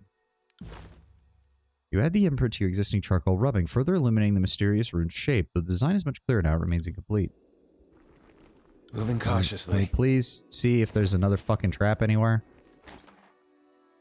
Rusted iron sword. Worthless. Structure was destroyed by the earthquakes and later picked apart by scavengers. Okay, can't go that way. This leads up to where the Scarlet Chorus guys, I imagine. Or no, that just removes the... Sorry, I can't. How the fuck do we get over there then? Do I have to go back up? It didn't look like those were connected. Did I see it wrong? Climb the cliff.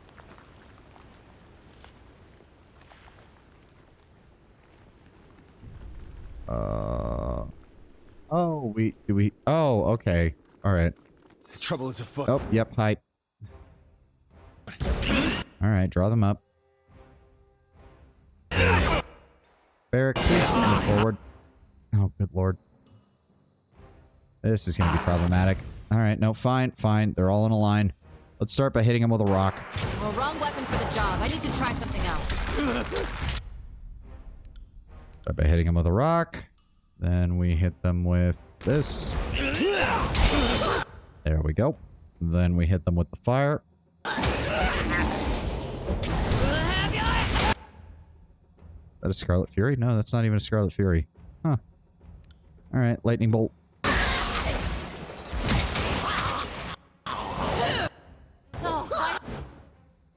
Sorry. Iron ring for every dumbass mistake. Okay, hold on. A little bit closer. There we go. That'll hit him. Nothing. Good damage. I can only hit the one of them with that. There we go. Yep, kill the mage. I got it. And then set him on fire. There we go.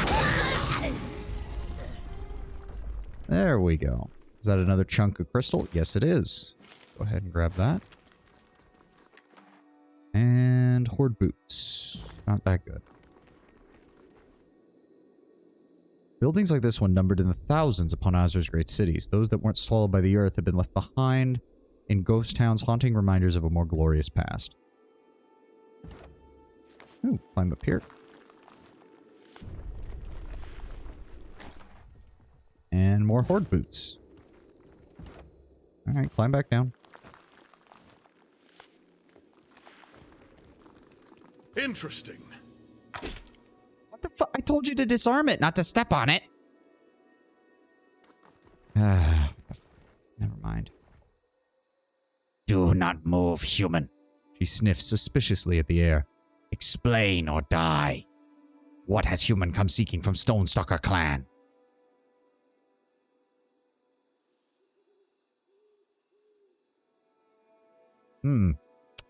Game's really pushing me in the direction of I can only attack. Acolyte, I sent you to the library spire to study your sigils. Can you explain to me why your notes involve 3 paragraphs dedicated to describing Eb's rear end? Brown bear. Also, you forget, it can't be an acolyte, it can't be a sage, because if a sage was checking out Eb's rear end, she'd probably kill them.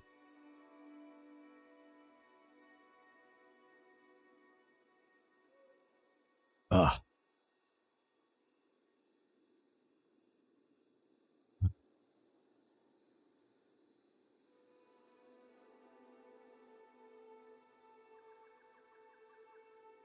Come in peace. But this isn't a lie. Is this because I sided with the disfavored? I don't have a choice? Because that's going to be kind of annoying. Ugh. I guess we'll go with the one that doesn't involve that. A Fatebinder's business is of no concern to you. Then maybe this Fatebinder will die of no concern. Yes! Beast Woman Guard tribe will not step aside. Will ask again why human come to Stonestalker Den. To threaten Alpha is to threaten Kills in Shadow. Move, Beast Woman. Let important hunter through. Kills in Shadow is Kith. Can attest for human called Fatebinder. She growls loud and low, barely containing her own urge to strike. What she said. The guard nods her head once, sharply, decision made. Come, enter. Do not seek to cause strife. Prima 100 will want to speak with strange-smelling human. Yes. Okay, so that got us in at least. Half expecting something to go horribly wrong there. Oh, there are tiny beast people. Beast babies. Oh, what is this? Yeah, take a running jump. Let's see what happens. Slow and steady. Over here. Oh. This leads... Oh. That's a way to get... Oh. Well, now I just feel dumb. Now I get to go back around. God damn it.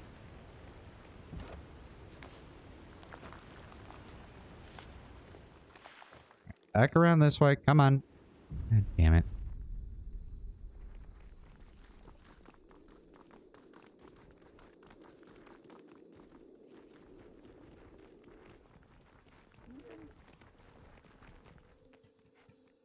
Other says Club has sharp claws.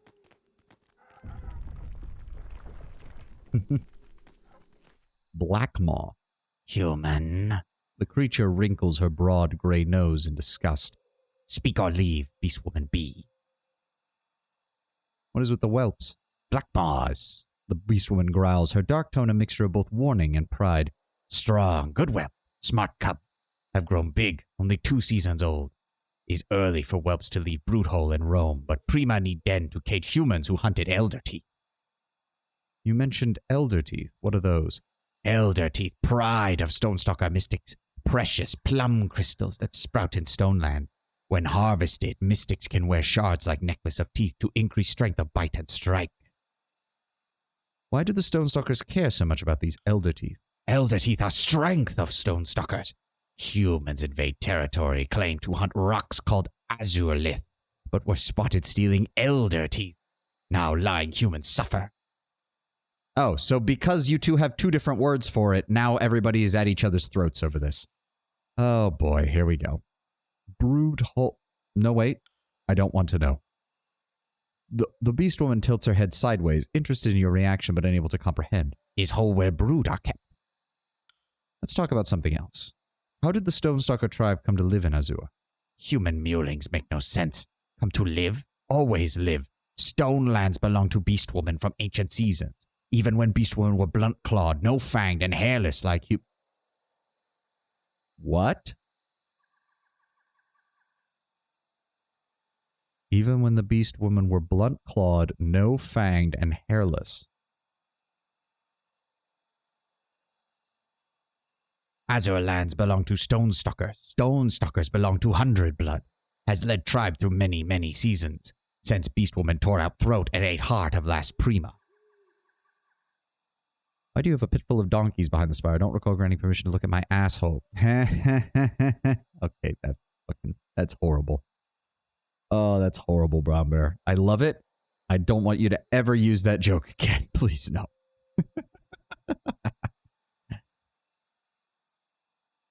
How many is...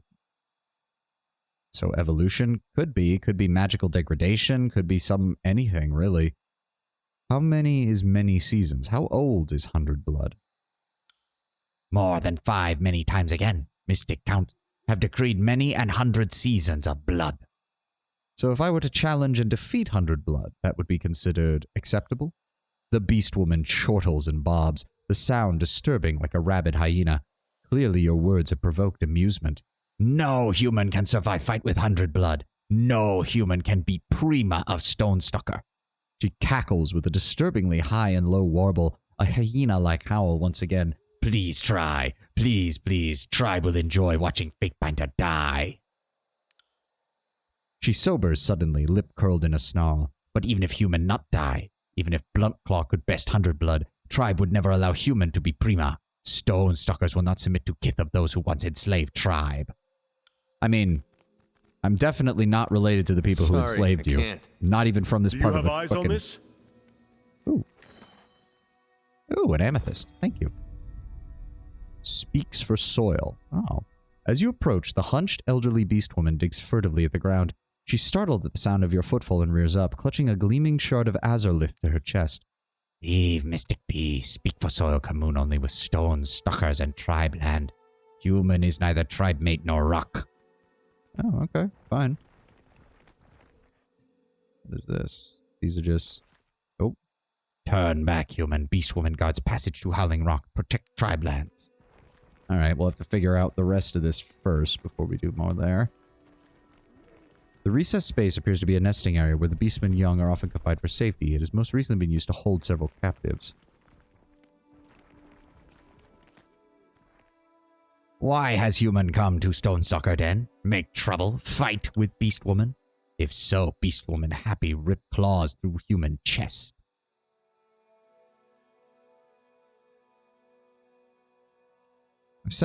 I've been sent to find a group of missing settlers. I believe that they are your captives. A thick-fingered, gnarled hand scrapes along a prominent jaw as the beast woman considers your words briefly. Makes no difference to tribe. It makes a difference to me. I wish to find a way to free these captives. Her whole body quivers, and the beast woman doubles over, clutching her tawny midsection as she hacks and cackles hysterically. The inhuman laugh tears at the heavens, ear-splittingly shrill and prolonged. Free, weak, sniveling humans be punished by Prima? No, beast woman think not. I saved your left claw from Half Gate. The Stonestalkers owe me. Free the settlers. Left claw has returned to tribe. Humans speak true. The beast woman nods and scratches at her chin. Tribe will return favor. Will release humans. Good. I'll see that the settlers make it to safety. Be warned. Next, when human trespass in Stonestalker lands, we not capture them. We'll hunt humans to death instead.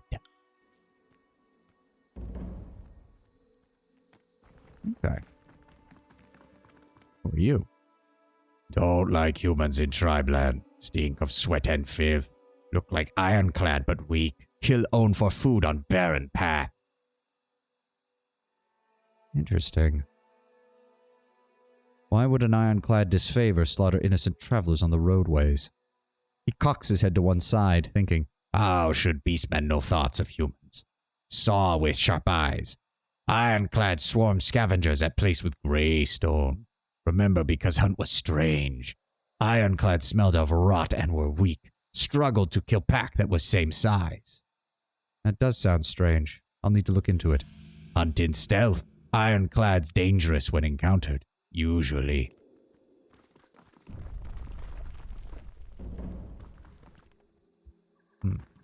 Oh, there's 100 Blood. Interesting. We have some scrolls and alchemy supplies. And we have a bunch of other stuff. Human. The leader of the Stonestalker tribe furrows her brow at your approach, feral amber eyes tracking your every step.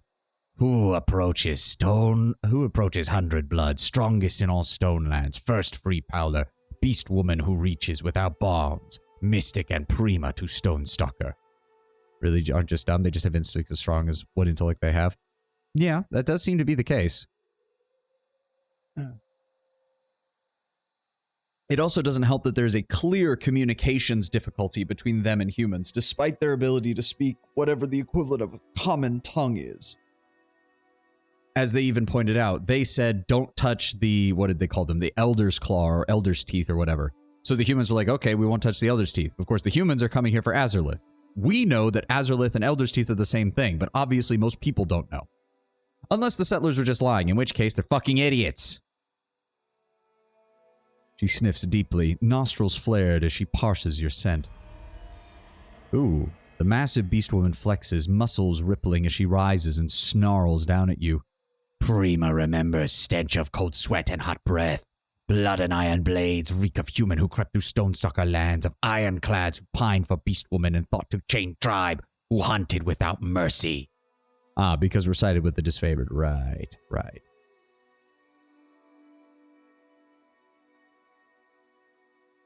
I require safe passage to the Howling Rock for myself and a squad of the disfavored. I ask that you step aside and permit us to travel through your lands.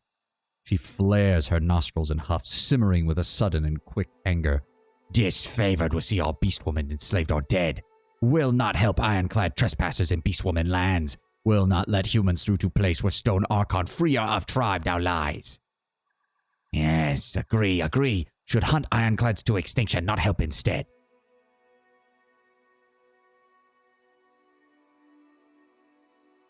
The disfavored are elite and deadly warriors, as am I.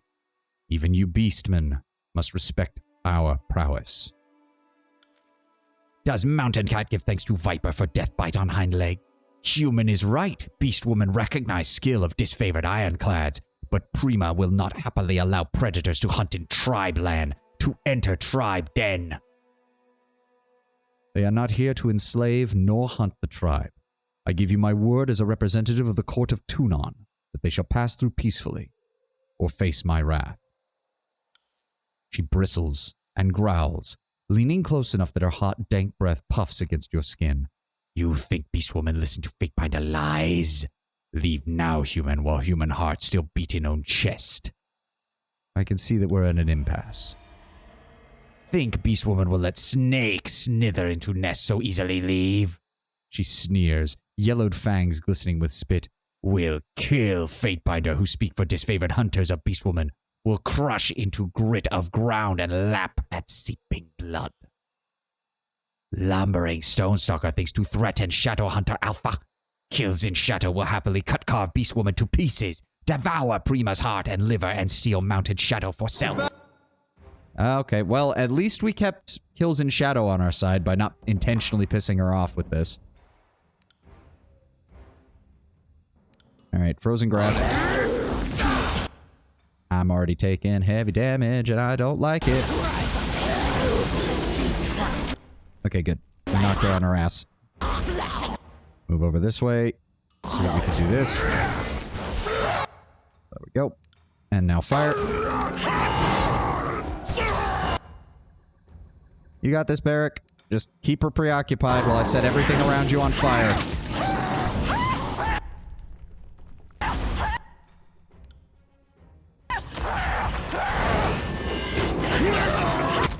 Like, I tried to negotiate. You saw that I tried to negotiate. I even offered to try and help. I have no idea what is causing that ability, but holy shit, it is loud. Right.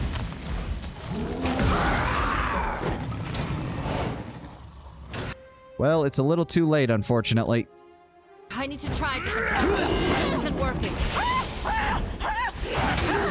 And I don't know, Brown Bear. The vibe I got is you don't get the choice if you side with the disfavored. You just have to deal with it. Plus 15% damage while having wound. The Claw of the Decorated Beastwoman 100 Blood was once used to tear open mighty wounds. Just because it doesn't belong to her anymore doesn't mean her legacy must end. Well, now we get to fight our way out of here. God damn it.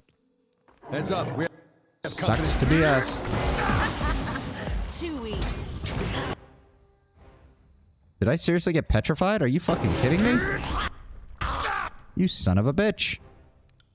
I'm gonna set you on fire. I'm gonna lightning bolt your ass.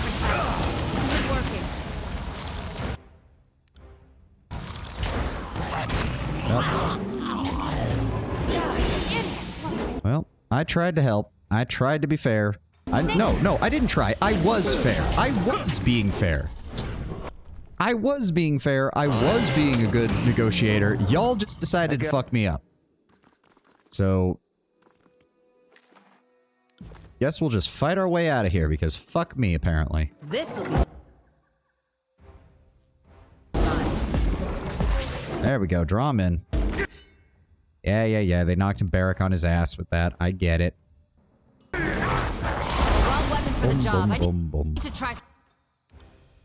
Okay, please hit him. Okay, so that's just not letting me attack, despite clearly showing that it can go attacking that direction. There we go. That's a little bit better.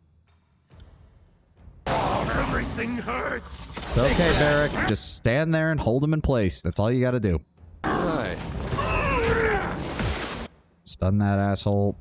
Fireball that asshole. Thank you. Can't do that. I said cast the fucking spell. I said cast the fucking spell. There we go. Will do. Yep.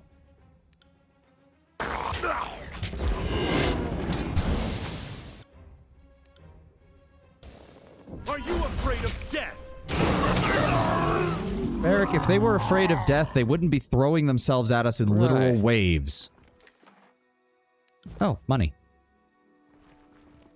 Alright, you guys hold off now. Oh my god, the beast cubs are gonna fight us. Are you well, it's time. Well, guys, we did say that this was a game where we played as the bad guys. It's time to kill some kids. Cue up the Anakin Skywalker, fucking shit. Great. Wait for it, wait for it. Let him bunch up, let him bunch up. And there we go. Figured I'd make an example. Seriously? Can we... What the fuck is going on? Please cast the spell and kill... No, that's not gonna work either. Why are they running all over the place? I don't like this. Please stop. Shadow Hunter is best hunter, best killer, best beast woman. Okay, that's great. She kills in shadow. The lines was raw, beast, man, scare human, yes. Wouldn't surprise me. Ah, yes, because we have the Bengals on there. So we had max out at a 30, which gives us a 30% spell cooldown reduction. Very nice. Very nice, very nice. More bodies to pile in our wake. Yeah, I know. Come on, dipshits, get closer. Wow, Barrack fucking two-shotted that guy. He's fucking dead. Use that. No, I told you to use lightning bolt.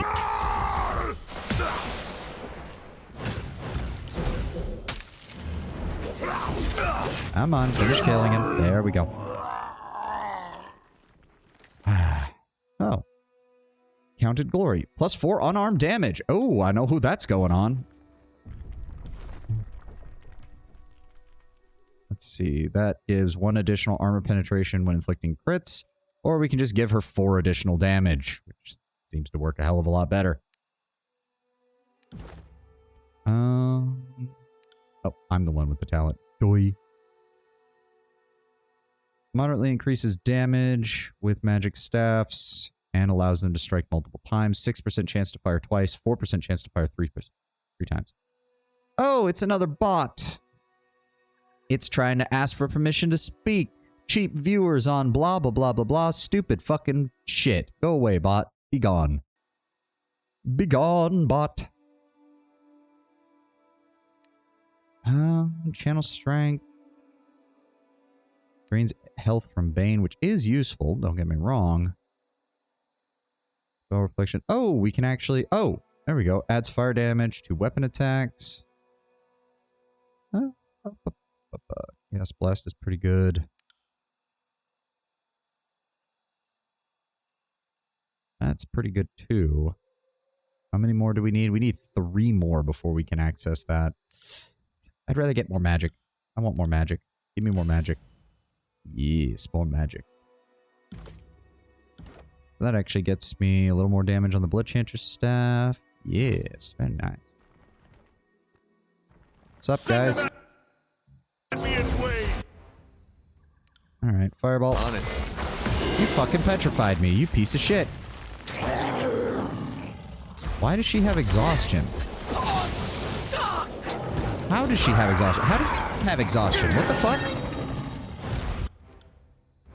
Is that a spell ability of theirs?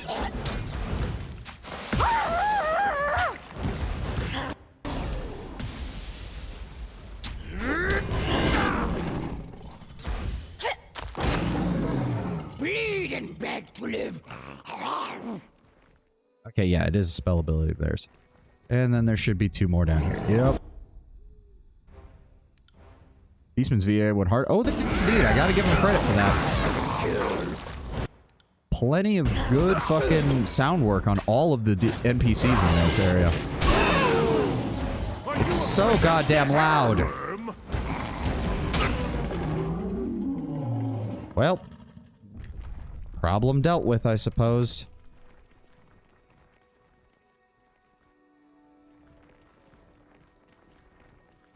Alright, let's see what's going on down here.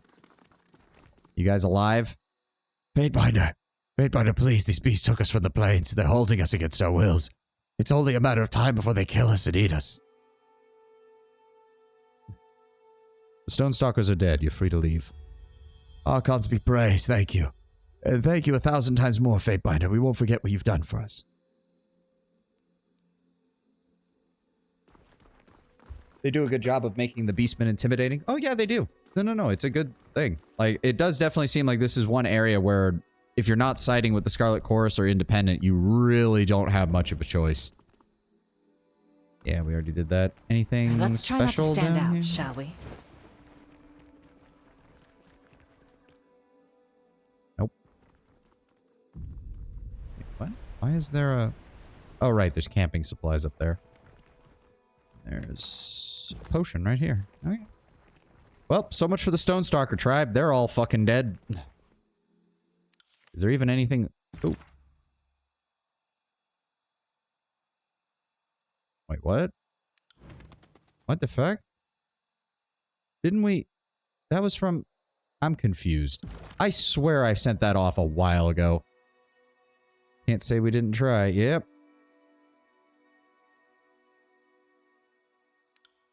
Yep, we're already maxed out on their wrath, which means, yeah, we're pretty much done. So we did grab a passive effect on melee crit, additional, reduce the enemy's corrosion resistance, or apply corrosive damage over time effect, I should say, rather. And Flesh to Stone, just a straight up ability to...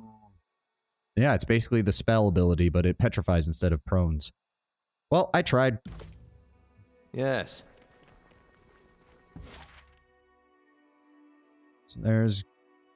Wait, what? The fuck is Greystone Valley for? You free the captured settlers, return to Grayson in Halfgate and tell them what happened. Yep.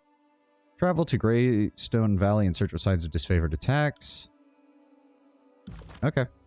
And then...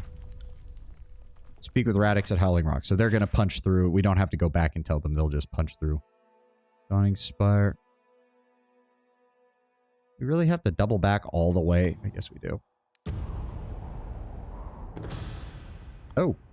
The beastmen seem to melt from the soil and stone, rising from crouches or dropping from outcroppings, each covered head to toe in matted, sleek gray fur and reeking of blood and decay. They circle you, patting on bare knuckles and foots, eye flashing jaundiced yellow, eyes twisted back from filthy fangs. One moves forward, a gargantuan beastwoman whose dugs hang scarred and dust dressed. Ugh. Okay. She growls low, hackles rising, and her pack moves as one, closing on you. Speak with them. Your hands near your weapons, you consider your words carefully. Threaten. You rear back, squaring your shoulders, throwing your hands out to either side and making yourself seem as large as possible, shouting at the beastwoman as they approach. They're here because you felled the greatest of them, you assume, and if you can fell her, then what hope do they have of even putting a claw to you? The beastwoman's head shifts to the side, her pupils constricting and nostrils flaring.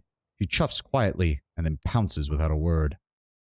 Well, dipshits want to try this. Like, I get it. Stonestalker's pack will avenge Prima, show that the tribe has strength. I mean, you can try that, but I already fucking killed your boss. I can't move! Please cast spell. Jesus Christ. Please cast spell. Please cast spell. More spells, more spells. Cast... Oh, come on. Let me cast the spell. Thank you. There we go. Good damage. Go. Flash fire. I can't move. Why is there so much screaming right now? And then lightning bolt. There we go. God, that's so loud. Why is it so loud?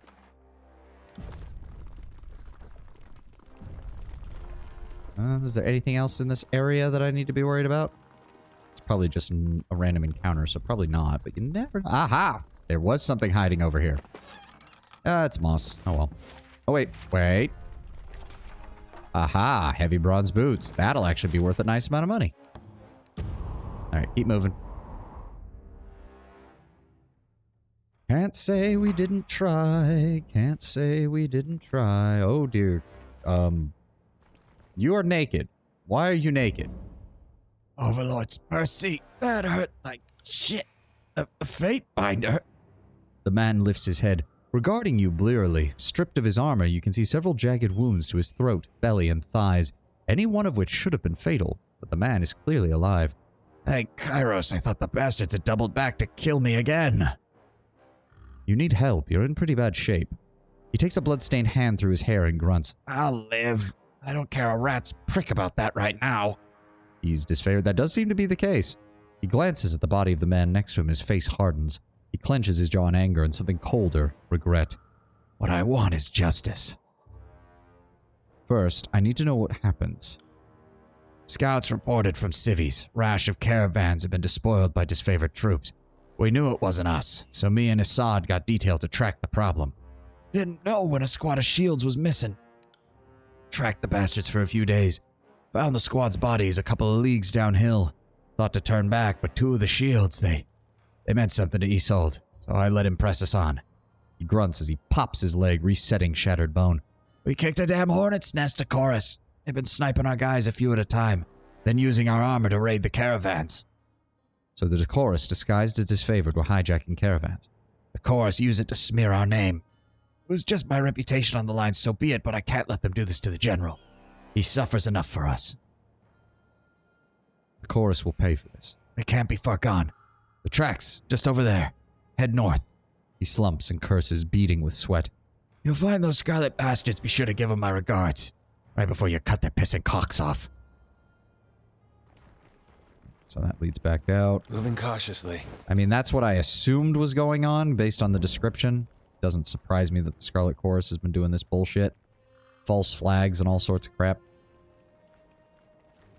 Yeah, if you want to play a psychopathic Fatebinder, you really can. How am I gonna fight in this? The breastplate alone weighs more than a beast. With some effort, she clanks and clops a few steps closer to the group. She wheezes, suit rattling as her muscles tremble from the effort to stay standing. I can barely breathe in this iron trap. The man next to her snarls and pounds a meaty fist on his helm. Bitch harder, baby. My helmet doesn't even fit. A lot of them had lumpy stones for a noggin, but this thing's sized for a child and tighter than a vice. Grunts and pries at the iron helm to no avail. I'm not sure I can get it off. As a Fatebinder, I order you to bite the curb. No. We're a proper Fatebinder. We give them a single opportunity to surrender, then we make them bite the curb. Bite your freaking tongue, or I'll cut them iron visor or not. She knocks severed Sophus's visor up to reveal his face, then slams it back down to make her point. Nitwit, a few more raids and we'll have slanted the disfavored well and keen. They'll be flocking to join the chorus soon enough. Now practice swinging the sword. It's heavier than an axe. I ought to make a lob through a leg like a fresh churned butter. I love how loud you dipshits were with all of this. She taps her wooden, splintered, and blood-spattered staff to the ground with both impatience and self-satisfaction. Plus, we've never been fatter on crates. Misery's scheme is... She jolts, noticing your intrusion for the first time. Instinctively, she crouches into a battle stance, weapon raised. Who the piss are you? Wow, we heard all of that. Literally all of it. What do we have here? Chorus impersonating disfavored. Believe we asked for your stone-blasted introduction first, chum. You are addressing a Fatebinder of Tunon. Fatebinder? Well, Master Fatebinder, I'm sure if we talk this all over, we can come to a mutual understanding. Raven bows low with a mockingly exaggerated sweep of her arm. We've got plenty of stock to go around to share with our pals.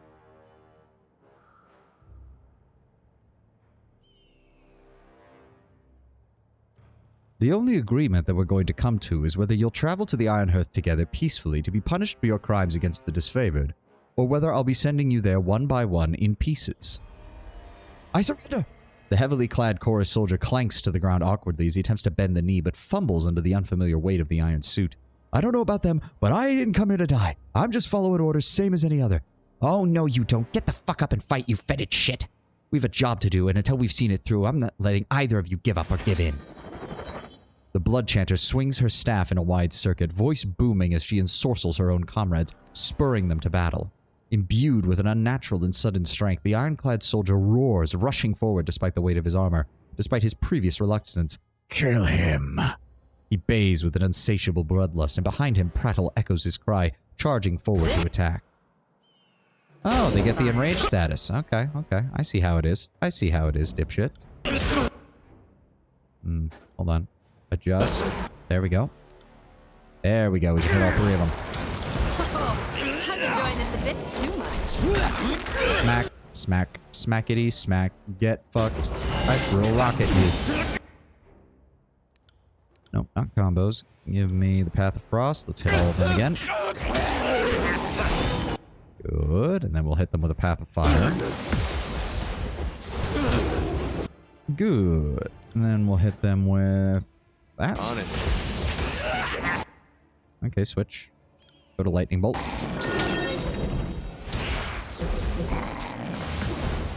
Idiot! What was it? There we go. Dealt with. We'll take those supplies. Thank you kindly.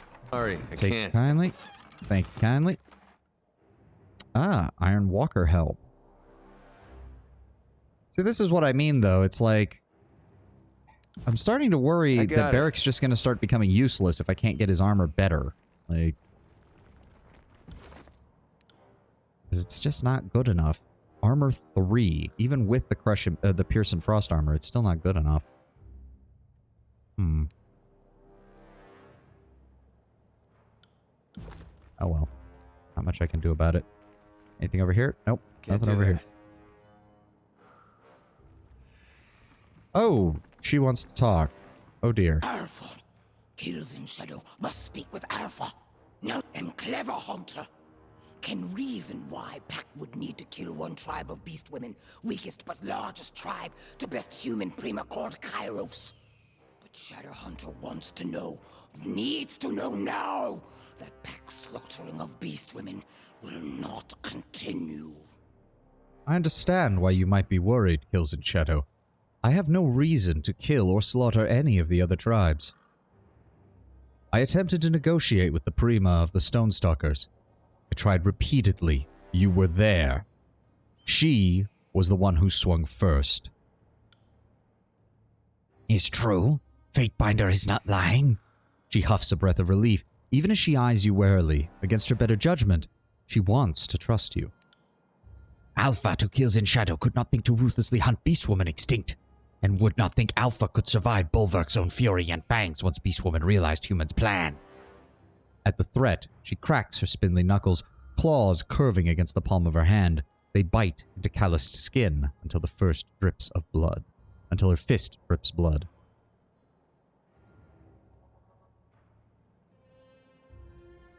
I have no such plan nor agenda to exterminate the beast tribes. I ask for your trust.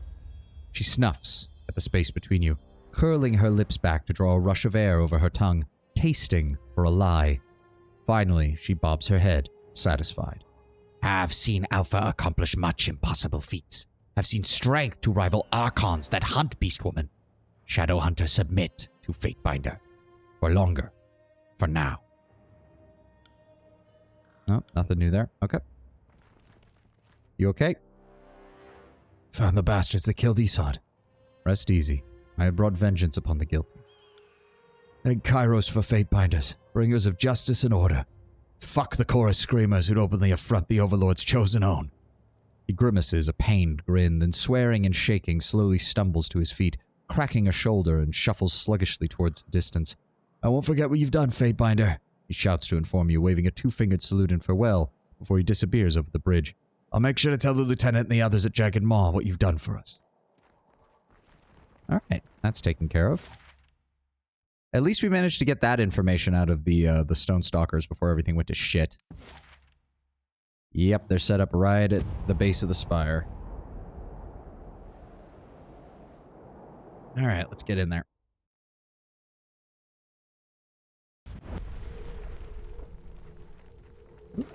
Oh, Azerlith.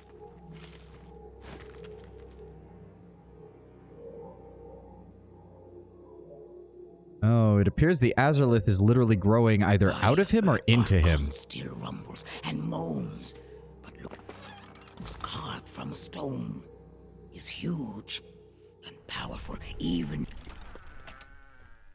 Herbalist myths, plus 10 to control life. Oh. Now, can understand why tribe likes mystic called Cairn. He was our greatest ally before he turned his back on Kairos. Ah. Oh, yeah, because I don't know why I didn't send it when I said it earlier. Also, why are there a bunch of Earthshaker corpses over here? Why are there a bunch of dead Earthshakers? What did I miss? What happened? The guy was huge? I mean, yes. Why am I not seeing anybody alive? Azerlith crystals are a resource for the Earthshaker's powers. Their essence, once harvested, can be used for the mages to bolster their abilities. Sup, guys? What's going on? Fatebinder of Tunon, what business have you at the Howling Rock? Speak, or be pelted with stones. Signed the sigil of Cairn's forgotten name. You're one of us. The Earthshaker signs the sigil back, and the coded exchange is complete. She nods and touches her fist to her chest in salute, but her eyes remain as hard as boulders, wary as she watches you. We will raise the gate, but be warned, Fatebinder. I will see the earth swallow you whole should you bring strife.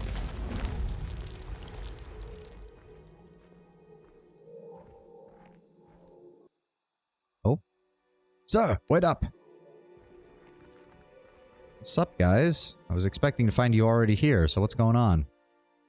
Fatebinder, you survived to join us. The Iron Guard studies you with a stern intensity. The exertion of the run has winded him. He does not show it. His brother, on the other hand, doubles over, hands on his knees as he catches his breath. Between the two of them, Cadus is splattered in the remnants of battle, while Radix stands wholly pristine. Of course he would. Cadus looks to his older brother and straightens. You saw the trail of corpses he left. Made my job easier. Well, easier. The lieutenant gives you a curt nod. Thanks to you, we made it in one piece. Glad you could keep up. While I do not consider traversing rocky terrain to be particularly travailing, I am eager to enter the compound. Take as much time as you need to recoup, Fatebinder. If you need me, I will be examining the state of Cairn's remains. Show them how you cast rock. It'll impress them. I mean, the Earthshakers, I don't think, are very impressed by anything that we do if it's not revolving around getting this issue with Cairn solved. And also figuring out what we can do to end this Edict of Stone. I need to reread the actual, like, express wording of that. Oh, there's a lot more to this area. Hello. Oh, hides. Climb the cliff.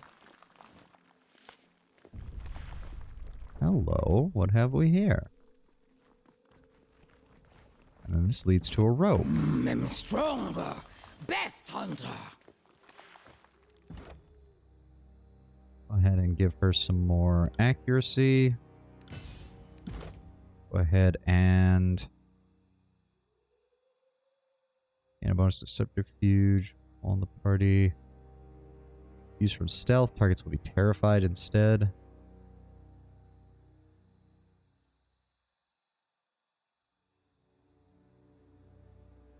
Interesting. Increases one-handed melee weapon damage. Kills in Shadow can use two-handed weapons as one-handed. Oh, that's cool. I mainly want to get over here just to get the health bonus, and I think there was another one in here for armor. That's mainly what I want over here, because I don't really want more of the stealth abilities. Oh, no. Somebody put a camp up here. Have a look here. This camp is typical of Stone Sea explorers. Many travels from all corners of the tiers in search of unclaimed treasures from the now defunct kingdom of Azure. Hey, Sigil of Bounding Bolts.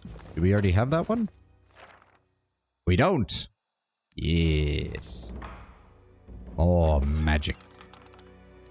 I got it. That was definitely a sage's camp, though. There's no way in hell a sage wouldn't be the ones to have something like that.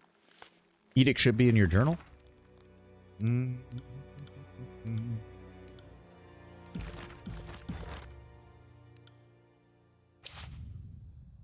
There we go. To preserve our peace, the promise of safety to our citizens, all Archons must submit to our will. Any Archon who refuses proper submission must be brought to justice. Therefore, let the foundations of Azure be shattered and life drained from the land while the traitor Cairn draws breath. I got it. Not sure how we're gonna lawyer our way out of that one. The only way I can think is to have Cairn transfer his Archon status to one of his followers. That would keep the Archon of Stone title intact while ending the edict and allowing Cairn to die. But it's very obvious that, quite frankly, the Earthshakers and the Beastmen don't want Cairn to actually die. Your guys are just regular troops. Yep. Oh, wow. This place is big. Okay. Who are you? The Earthshaker pounds a fist to his chest in a brusque salute as you approach. Careful with your footfall, Fatebinder. This close to the source, the surface is likely to shift at a moment's notice. He sighs, slouching at his post. You look as weary as I feel. It's the incessant trembling that's done it in, hasn't it? It'd be hard on the bones, but I rather like to find the tectonic quakes to be soothing if I didn't know they were caused by my Archon's pain. You have my condolences for your guild. Spoken like a diplomat, or an agent of the court. You must want something. The question is, am I able to provide it? How might I assist you, Fatebinder? Let me see your wares. Earthshaker equipment, Earthshaker staff, which does do crush damage. Interesting. And some basic supplies. Okay. The Earthshakers mean to defend the final resting place of Cairn to the death. Weapons, supplies, and resources have been brought in to sustain the soldiers at this camp. There's some extra resources. Weird. Oh no, it's just the fire. I was like, why does he have a different colored, like, tunic compared to the rest of them? But it's just the light glow. It's just the light.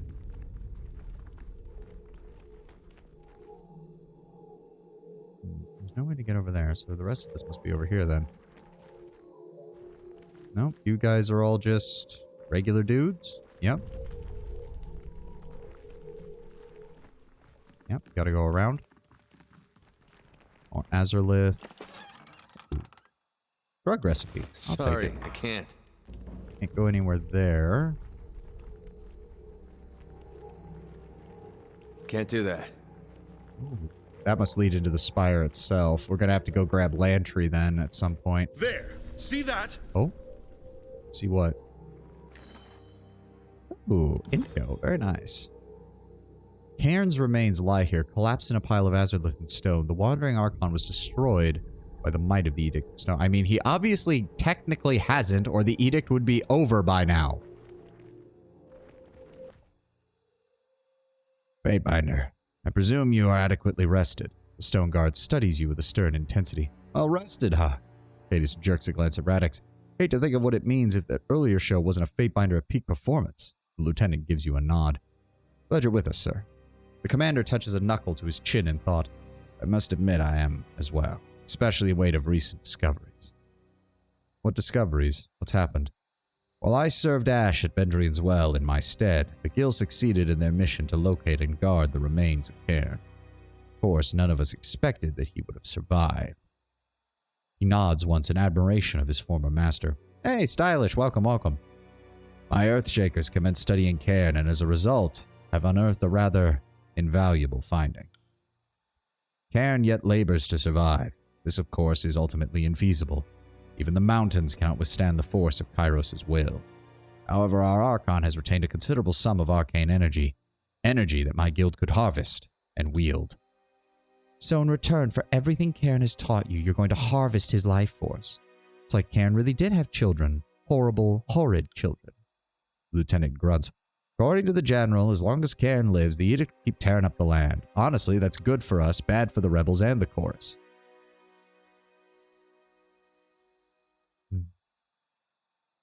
How are the continued earthquakes good for the disfavored, but bad for everyone else?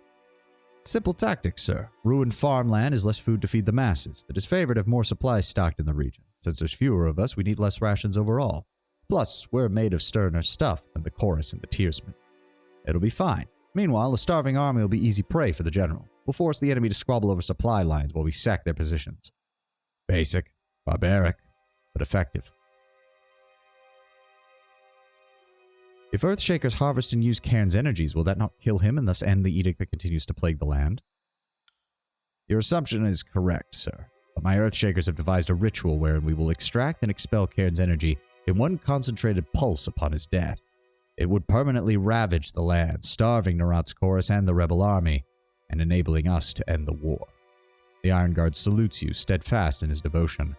While I would relish the opportunity to study Cairn further, we cannot risk this strategic advantage. We must gain Ash's approval to act swiftly.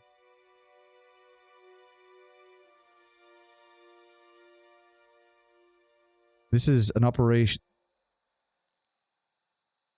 This is operation. Okay, that's too many ises. This operation is of no small consequence. Before we act, I intend to discuss killing Cairn with Ash. Do what you must, sir. Discuss our plan to destroy the land and defeat the voices of Narat, but I ask you to be swift about it. The commander nods to you in dismissal. We'll await your report from Iron Hearth. In the meantime, however, I will account for Ash's approval and see to the provisions necessary for the ritual. What he means is safe travels, sir. Lieutenant Cadis salutes you. Oh, Jesus Christ. I do wish to discuss with you some more before I leave. Speak if it is what you desire, but understand this. As the wind cannot move a mountain, your words will not sway me. You say that, but I may yet surprise you. I do not have the disposition for humor, Fatebinder. I do not often imagine that is outside the realm of possibility. Make it damn easier for all of us if he did. What do we need to worry about in this position? It seems woefully exposed. Short of a full-on assault by the chorus, no, but an attack from the Screamers could get messy. Got my shields keeping watch. What can you tell me about the Howling Rock Spire itself? I'll grant you ingress to the base if that is what you desire, sir, but I advise you not to let it become the foremost consumption of your time. My Earthshakers have already extensively examined the site, but were unable to uncover more than a cavernous room with some carvings of the floor. Yeah, Karn's clinging to that base like it's the only dinghy in a storm-chopped sea. Lieutenant cranes his neck upwards towards the tower's cloud-obscured peak. What do you reckon that's about? Delirium, perhaps? Who rightly knows what the effect the edict may wreak upon one's mental capacity? He steeples his fingers in thought. Or maybe he knew of the peculiarity we yet do not. Perhaps the dawning spire could have restored him, but he managed to rouse it from its dormancy. The Master Earthshaker looks to the stone giant, then over at the looming spire. Perhaps not. Is this actually the source of the constant quakes, the fact that he's still alive?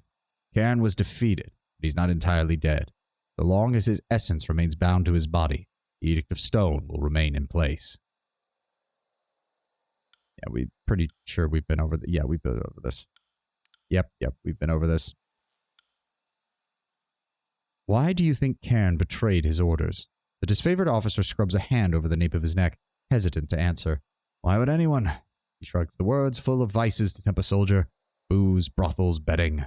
I figure earth magic must be a damn mire of a drug to tempt an Archon from duty.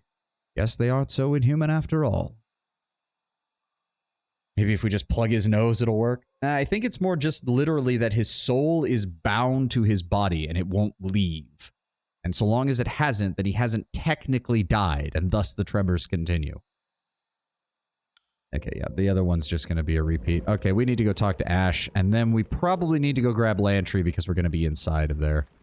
Or I suppose we could duck inside real fast and see what's going on in this place.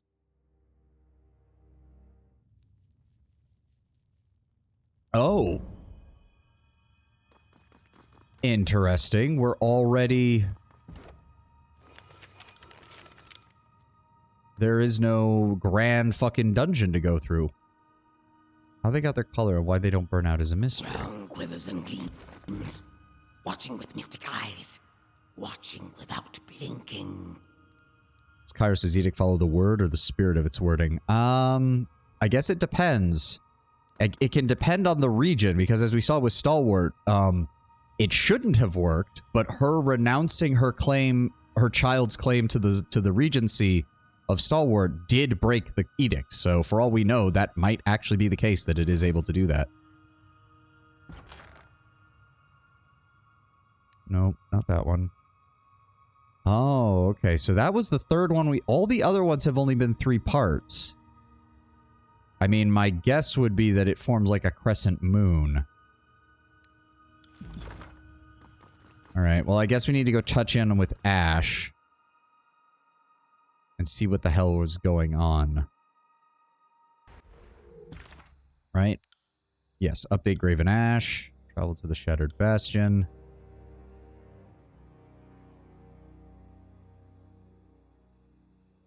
Really, we found more stuff against Graven Ash than we have against... Well, to be fair, we haven't been working with the Voice of Nerat, so surprisingly, despite the fact that we favored the disfavored, we've actually found more evidence that they've been doing stupid shit.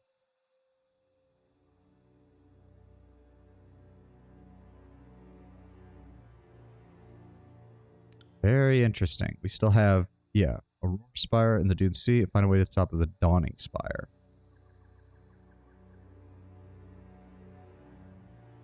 Yeah, so we'll have to find another route, or we'll have to end the Edict of Stone in order to get to the Aurora Spire. Interesting. Oh my god, we have to walk all the way back out. We have to walk all the way over here. Get back out of here.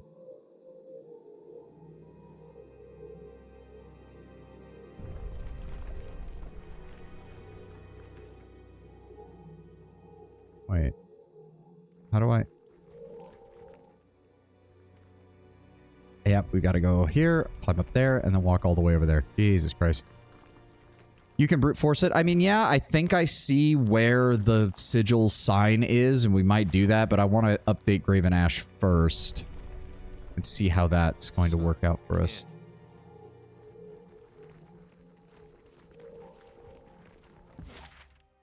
Yeah, Howling Rock, Runic Hall, Howling Rock. Can't go anywhere else. Well, we'll stop by at Halfgate, because we do have... We do have a quest to turn in there.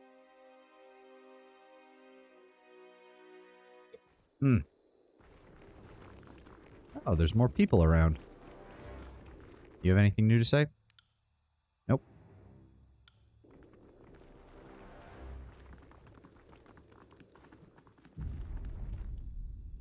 Waitbinder! Grayson cries happily at your approach. You've returned! Heard the tales of your heroic deeds at Stonedown. Our scavenging crew is back safe and sound. Those beastmen, he says, shaking his head, they're horrible monsters. He spits and grinds it into the dirt with his shoe. The world would be a much better place if they weren't around. You may not like it, but they're still here to stay, and you're going to have to learn to deal with it. Grayson snorts derisively. No, I will not be happy until we have to deal with that filth anymore. They've been nothing but trouble, and conditions won't improve until we get rid of them. Humans will fight beastwoman whole tribe with what? Dulled sickle, slings and stones? Humans are not ironclads. Cannot stand against beastwoman killing claws and rending teeth. She sniffs, voice gruff as she commands. Come, fight and die. Spoken like a monster. Convince me to trust you, then stab me when I turn my back. You're all the same. You're just an idiot, so... Well, nonetheless, we thank you for what you've done, Fatebinder. This is all you'll get from me. Yeah, not surprised. Big shocker. I actually try to follow the law and do all the things that my job requires me to, and everybody hates me. Big shocker. Nothing new from you. I don't think there was anything else we really needed to do. That's loot up there, but it's probably just camping supplies, because I always leave camping supplies. Yep. Not though. Sorry, I can't. Alright, let's keep going. We need to go check in with Graven Ash. And we need to find some way to deal with the whole Edict of Stone bullshit. Yep, head on down to Iron Hearth. Oh, hello. Your journey across the blackened, scalded earth of the contested lands is interrupted as the stones beneath your feet tremble. With a groan that shakes the sky and rattles your ribs, the earth tears violently open, throwing an... Oh, pardon me, I hiccuped there. Throwing an arcing gout of flame, smoke, and cinders into the air. The pyrotechnics are collapsing as quickly as it arose, spraying sparks across the stone as it crashes to the ground. You find yourself separated from your destination by a wide and curving band of slowly flowing lava. Yeah, cool the lava with Control Frost. Yeah. Your hands twist and contort, signing the symbols of the Archon of Frost into the air, drawing down the ancient history of rhyme. You gesture outwards, channeling the arcane energies forward, and they take shape of a blast of frigid air, enough to freeze a tearsman in his tracks. You see no effect at first, but continued effort causes the molten flow to slow, darken, and finally stop. You can make your way across the gully before the heat of the Edict of Fire can break up the earth again. That is entirely on you, Brown Bear, but I'm sure you'll let us know how that goes. I'm sure you'll have a very fun time finding an artist who can do that. Alright, head on over to Graven Ash. Let's get moving, people.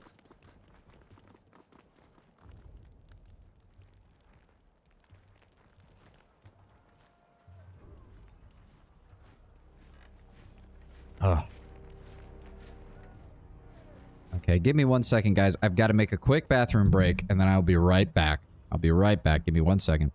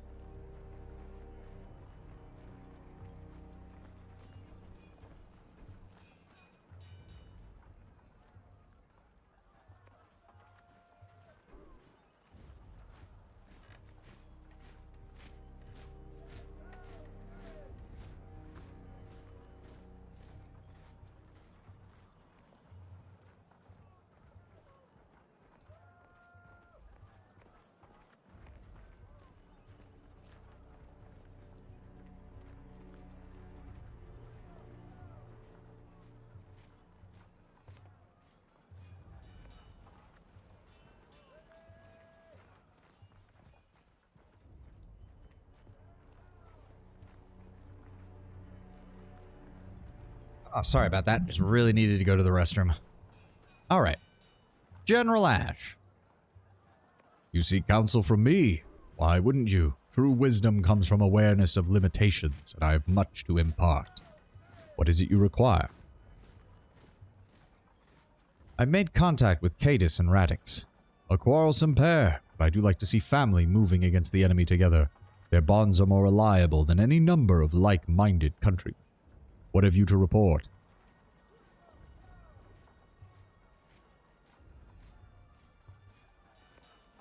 I imagine your favorite would be higher with the disfavored. I mean, it is. We're maxed out with Graven Ash and with the disfavored, pretty much. We just haven't had a moment that it actually breaks through into the final tier. Ugh. The Earthshakers are looking forward to studying Cairn's remains. I don't know what they could hope to learn from the petrified Archon, but I'm sure they would vehemently defend their reasoning. If it furthers the war effort, then I can tolerate the delays for now. The Earthshakers are the arcane force behind my army. I would see them ready for battle. Radix and Cadis have a plan to use Cairn's essence to blight the region. They want your go-ahead. Radix wants my go-ahead. I was worried he was the sort to abuse the significant position I gave him. Pleasing to see him show due reverence. The general taps his chin, examining you slowly. And what would you say? If this were your decision, would you approve?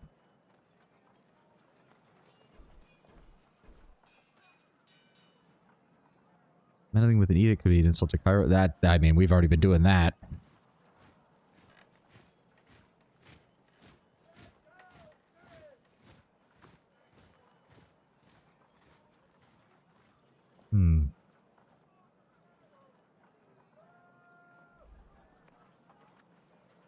Unfortunately, if we're to uncover everything that happens with the edicts, we need Cairn to die, from the sounds of it.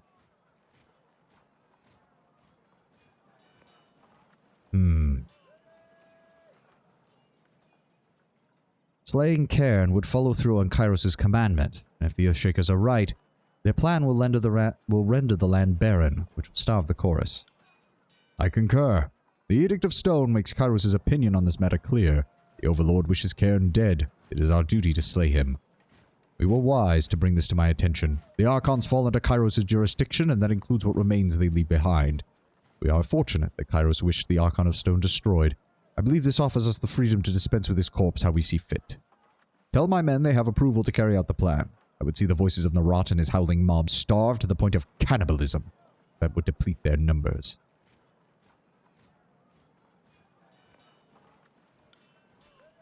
Will do. Slaying Cairn is fine, but the question necessitates blighting a place we intend to capture. Yeah, I'm going to have to talk to Radix about that, because they really weren't giving me any other options, which is the main problem. And I didn't see any other options regarding Grieve and Ash there either, so that's a problem.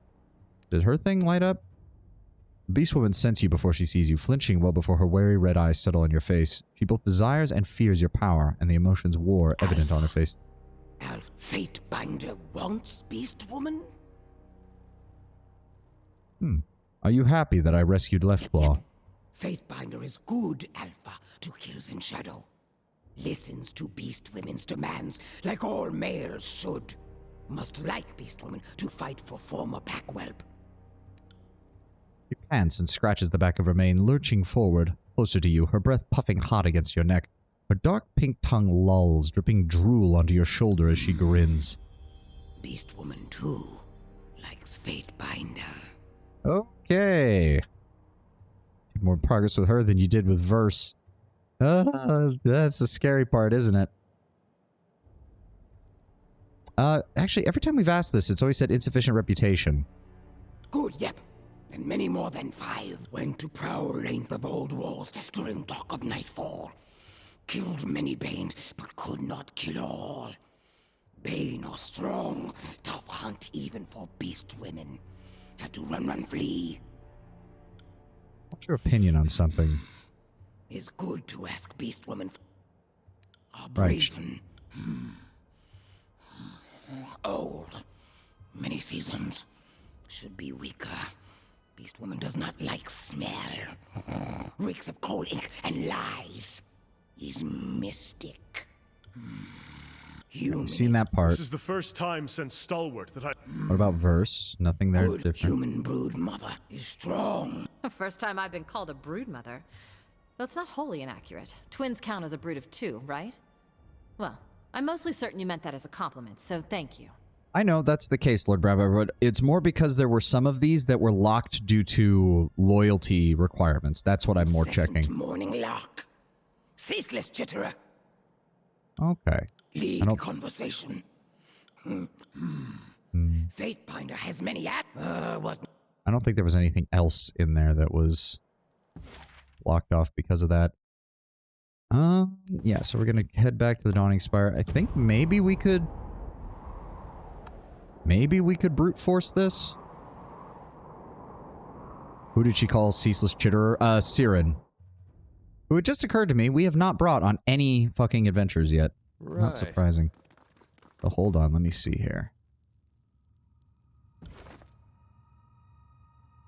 It appears to be a crescent moon with a circle in it. I guess we can try that.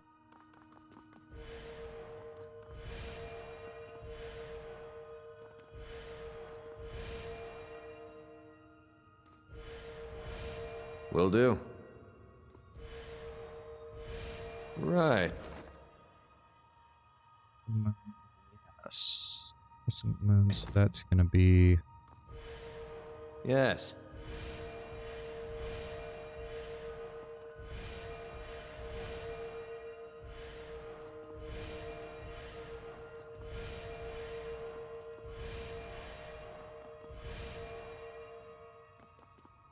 Okay, so there must be something else.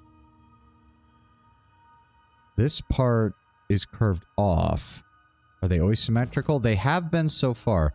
The only other thing I could see to try is if it's a pair of crescents, one inverse of the other.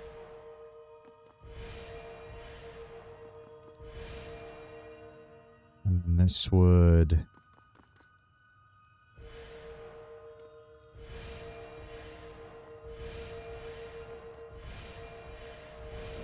Aha! Got it. You tried to keep me out of here.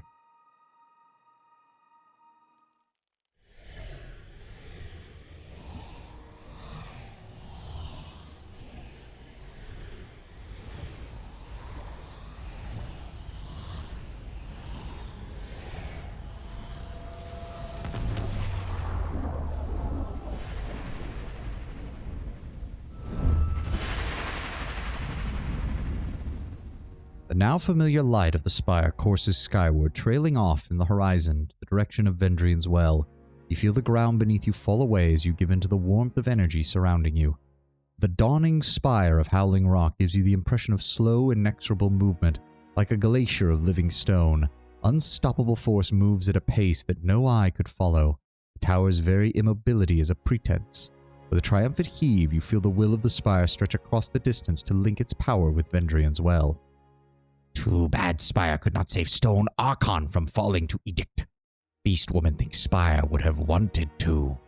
She scratches a spindly, curved claw along her collarbone as she peers over the lip of the spire down at the petrified Archon clutching its base. For all the dangers you put me through, at least you take me to some lovely places. At some point, I want to wake up early and actually watch the sunrise from here. Be nice looking down at the sun for a change. Another spire added to the collection, which begs the question of how many strongholds one Fatebinder needs. I will leave you to answer the hard questions, sir. Training ground allows you to recruit the finest skill trainers in the tiers once built. Resting in any spire grants a bonus to accuracy, athletics, and subterfuge. The infirmary allows you to brew potions and other consumables, which I will never use because I am always paranoid about using consumables. Resting in any spire grants a bonus to endurance, will, and magic defense. So yeah, we'll grab the training grounds.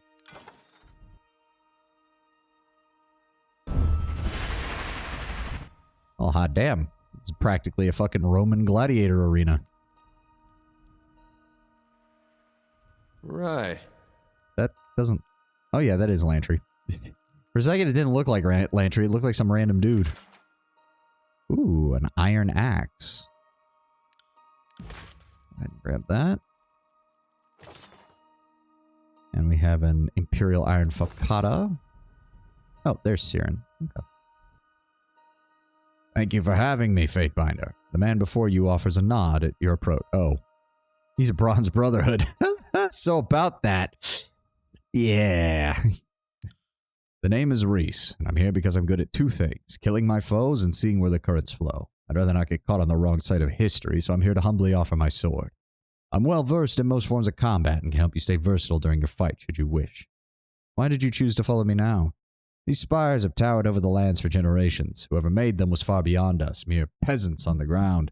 They were objects of wonder and legend in the Tiersman stories, and now you're the one who's claiming them.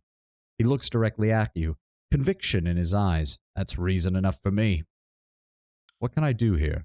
You want to hone your fighting skills or learn some new ones, this is the place. But the spire is your domain, sir. What you do and who you invite to aid is your choice. Okay, so he can train parry, dodge, athletics, and subterfuge. Can't get lore any higher. We need to find like a master lore trainer. Teaches two-handed weapon. Master trainer teaches unarmed. We have lore anywhere. There is not. There's not a masterful lore trainer, unfortunately. Damn. At least it doesn't appear to be. Control stone, control force, magic staff. Teaches subterfuge and magic staff.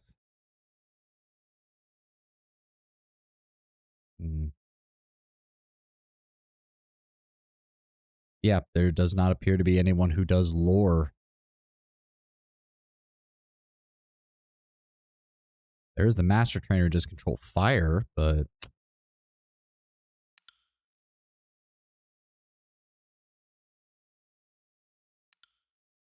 Shame. Oh well.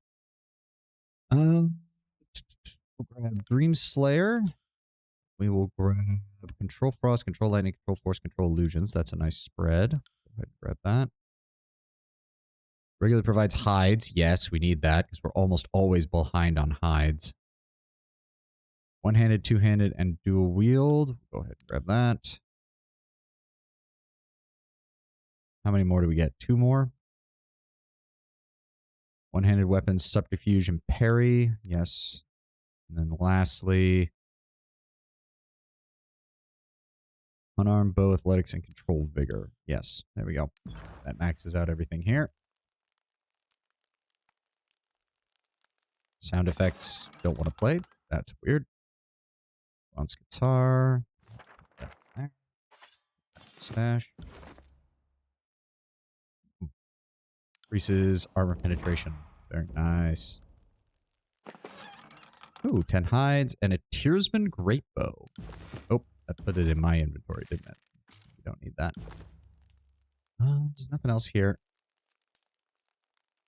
Well, I want to keep Kills in Shadow, and if we're not doing an Old Wall segment, there's no reason to bring Lantry. I guess we could swap Ebb out for Siren and see if she's... What do you need? Well then, let's go. I'll tack homeward. See you there. I want to see what her gear and abilities are real fast. Okay, so she starts with cloth armor, which is not very good, in what is essentially a tattered dress. They literally plucked her out of the ballroom and just sent her off to war. She has a discordant melody, which is plus 15 to the performance skill. Performance is at 90 for her, and I've noticed that no one else can get that skill. Can you please? Ability to perform powerful songs that infuse magic into their music. Higher skill values increase the chance of hits and crits, increasing the power of a song's stanza. Capable of singing 2 songs at once. Oh. Peace and War are her 2 sets. Now they set off the war, but with the Scarlet Chorus at that, which is make her dress worse. Yep. Violent Chill, song that terrorizes enemies with notes that conjure horrifying visions of the Bane. Describing the power of Kairos' will as it washes over life and land, reaping those who stand against it. Inspire their victory. Duration. Plus 25% move speed, plus 8 armor, stolen every 3 seconds. Bleeding for 6 seconds. This just straight up gives plus 4 to might, plus 4 to wits, and plus 6 to vitality. Song of Valor and Defiance adopted by the Vendrian Guard to boost morale during the rebellion. That gives resolve, armor, shields against damage. Very nice. And this just straight up reduces recovery time, improves move speed, gives accuracy, hit precision, and some additional health. Not bad, not bad.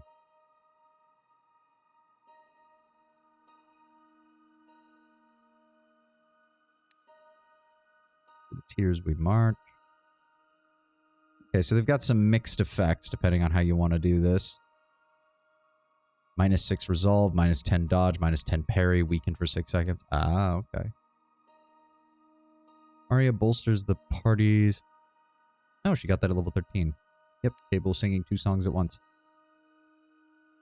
Support would make most sense. Does she actually have any other... She has a high lore skill, but she doesn't actually have much in the way of the ability to control her spells. Or she doesn't have...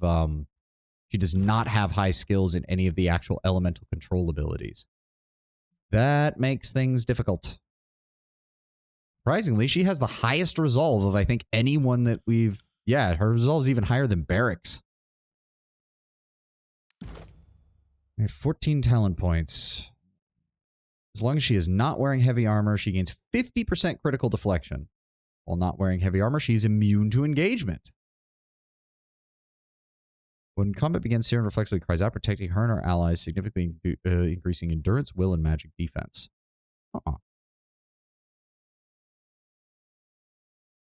That gives her additional spell slots. Give the teenager heavy armor. That sounds smart. Barrick would say that it's incredibly smart because as she should learn proper discipline from as early an age as possible. And since this is the first time we're taking her anywhere, this is as early an age as possible. Causing your stance to last longer. Interesting. Good. One retained breaths for 300 seconds. What does retained breaths do? Granting her a large bonus to disengagement defense. Attack damage reduced for time. Nice. You can also go through this. Increase automatically gains breath at the start of combat. Oh, so she has her own resource then, I'm guessing. Ah, there it is. Ah, and you can choose the 2 songs. Okay, okay.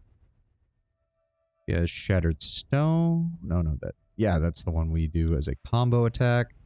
She has the Song of Benediction, giving us AoE immunity to paralyzed, mage fire, suspended, stunned, prone. Very nice. Yeah, I can't imagine that she even wants a different weapon. That's probably all she really wants. Not seeing anything about this breath thing, which I don't understand what that is. Song that terrorizes, causes damage there, frightens the enemy for 9 seconds, and drains their health. So that's honestly a pretty solid combination between the 2 of them. I just don't know if I want to shift up how my party is running right now. Is the real problem. Okay, so she already starts with Aria of Force. Gives it an AoE push and damage ability. Even if prevented by Resonant Field, will briefly stop this field from generating. Oh, okay. Accelerates her vocal progressions, increasing the speed of her songs and causing her to move through each stanza more quickly. Okay, so you definitely want to get some of these.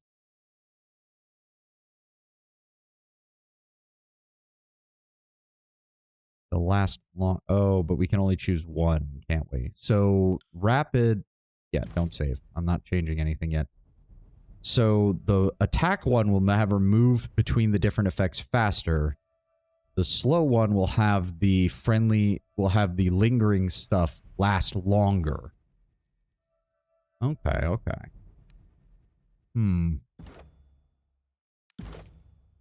Honestly, I would think rapid tempo would work better. Oh, allied AoE. Breath 5. There we go. Finally, something highlights for it. Breath is the attribute that determines how quickly Siren can sing her arias during combat. Each of Siren's songs is broken into stanzas. When a stanza is complete, Siren gains a single breath. Each aria requires a specific amount of breath to activate. Siren's accumulated breath is lost at the end of combat.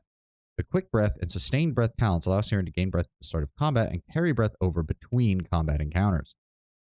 Can retain breath for several minutes, and that makes her better in the overall. Okay, yes, we're going to be grabbing this. Close her vocal progressions, reducing the speed. Yep. Reducing the speed of her songs and causing her stands to last longer while Langr's tempo is active. So yes, we're going to go with that. That gives us some more buffs. We're going to grab sustained breaths for her. Increase the range of her defensive songs. Yep, go ahead with that. Drawing them to the city removes a hostile effect from each ally affected. Okay. Defensive cry. When combat begins, she immediately unleashes a cry, giving them 50% magic defense, 50% will defense, and 50% endurance defense for 12 seconds at the start of each encounter. Increases experience gain for all forms of control magic, as well as 2 additional spell slots for her. Also grab defensive cry. This is a wave of ice. As far as disarming guys. Definitely grab sustained breath 2. Further increasing the effectiveness of her damage of her songs. Go ahead and grab that. Then we'll grab that. Makes her immune to engagement.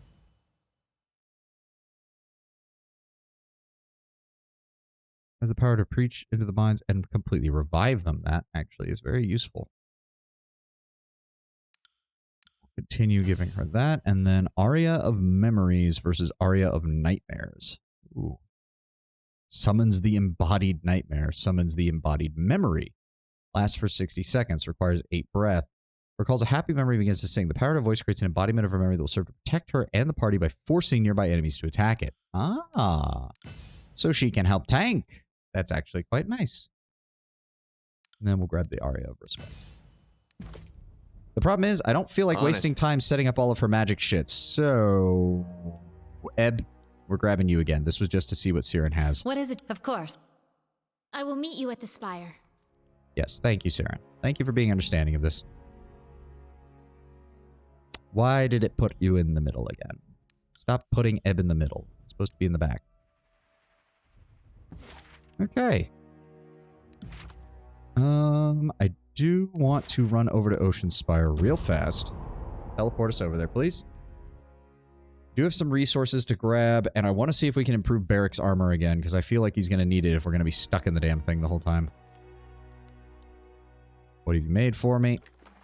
Thank you. And then I did want to check, was it Nicholas? Nikostas, rather? No, he's not the lore person. Who's the lore person here? I could have sworn there was one. Nope. He just has fire up to 150, but he doesn't have the ability to...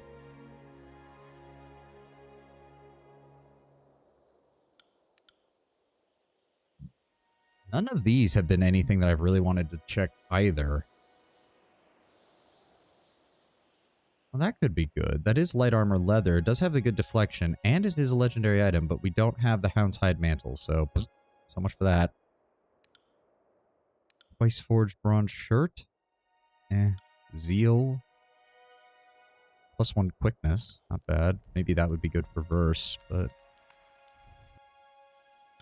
Regis just sells things, so yeah. Let me see here. Barrick. We would need... Oh, that's expensive. Might be able to justify doing this one, though. That gets his armor up to 10 for the main armor piece and up to 25 for pierced and frost attacks. Well, there he goes. It's fully maxed out. That's the highest it can go. We can do 2 more pieces of armor. That gets me 3.5. That gets me 3.5. That gets me 3.5. So none of this. They're all equal at this level. Man. I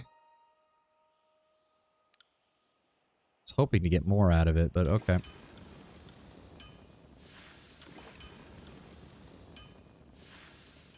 Oh, wait. Did that not use... Oh, no, it just didn't update. That's why. Okay.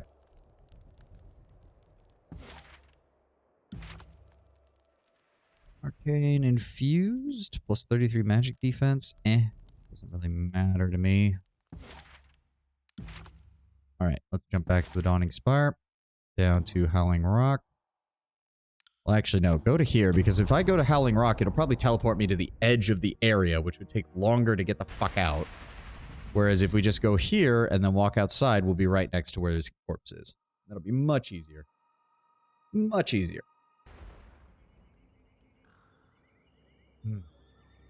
Alright, let's figure out what the hell's going on with this. Sir! The disfavored officer tips his head. What's the order for MASH? As you can see, the commander's ready to go. The Iron Guard stares at both of you without moving, utterly austere and unamused. Baby brother does not understand the notion of patience. The mountain cannot be moved by force, though try as he might. Might as well have any unforeseen consequences. I mean, probably. This game is basically Unforeseen Consequences the game. Unforeseen Consequences Evil Edition. He sighs and clasps his hands behind his back. But yes, I too would like to know your plans. Ash has issued the order to extract the energy and use it to permanently crack the land, or to commence immediately. A brutal and effective tactic. At least it promises to dwindle down the enemy through starvation. Might still be more than the chorus deserves. Not to question the Archon's will, it strikes me as warlike, not unbecoming of the disfavored. A fair point worth considering, Barrick, but I don't see much at what other choice we have right now. True enough. I do not mean to cast doubts on the mission, but let this serve as a reminder that the work of perfecting our methods is never finished. Good. And it's as we expected. I've seen to the initial preparations, but I've informed Cadis we will commence when the Tellurian alignment is ideal for inducing a peak tectonic paroxysm, and not a span sooner. Lieutenant scrubs his palm down the front of his faceplate. See, unbridled and raring to go, and there's no way the enemy will get the drop on us first. Do not fucking jinx us, Cadis. However, Radix continues, ignoring his brother's exacerbated interjection, there is an imperative matter remaining that we must attend to before the ritual can begin. I deployed a drove of Earthshakers to excavate required azurlith loads from the neighboring region of Gulfglow. Problem is, they haven't hightailed it back yet or dispatched a missive. If they were excavating azurlith, then it's likely they ran into problems with the beastmen. Perceptive of you to think so. The beasts are powerful fighters, but unpredictable to our kind. One of the many reasons why Ash doesn't let them anywhere near the Legion. She shrugs. Are predators not predictable in hunting prey? I have felt discordant tremors resonating from Gulfglow. I fear the tribe that first welcomed us as brethren of care now wish only to bathe the land with our blood. Their primitive attunement to the tyranny arcanum of this region is pitiable. They should be begging us to teach them our ways, yet instead they seek to lay claim to our Archon and scrabble to prevent us from utilizing the abundant azurlith of this realm. He stomps on the ground, hard enough that a crevice splits between him and Cadis, causing the lieutenant to cautiously ease back. One day I will crush the savages beneath the very stones they worship. And you can count on me to help. The brothers share a lurk, and Radix once more falls stoic. Without the azurlith to amplify Cairn's remaining energy, transmuting it into a miasmic substance would be pointless. The area of effect would be unavailingly minimal. You need a cup to hold a liquid. Makes sense, and if the liquid in question is the volatile essence of a slowly dying Archon known for his near indestructible nature, well, stands to reason you best use the sturdiest goblet you can find. You have my word I will do my best to aid the Earthshakers and retrieve the azurlith that you need. Sir? The lieutenant salutes you with a resounding clang of his fist against chest. Don't be long, and don't die on us. Will do. Yeah, it's faster to go back inside and teleport up to the top of the spire than it is to try and walk to the other side of Howling Rock to get out of this place. It's actually pretty badly designed. Almost every other area of the map has had multiple entrances and exits for the area. Meanwhile, this place has exactly one. Greystone. Wow, it's faster to go there. Yep, Gulfglow Old Wall. Oh, it's the Old Wall. Okay, hold on. Sorry, just when I thought, okay, we'll bring Ebb with us. Nope, it's time to go get Lantry again because we're going to be moving into the Old Walls. Lantry. What? I'll tack homeward. See you there. Thank you kindly.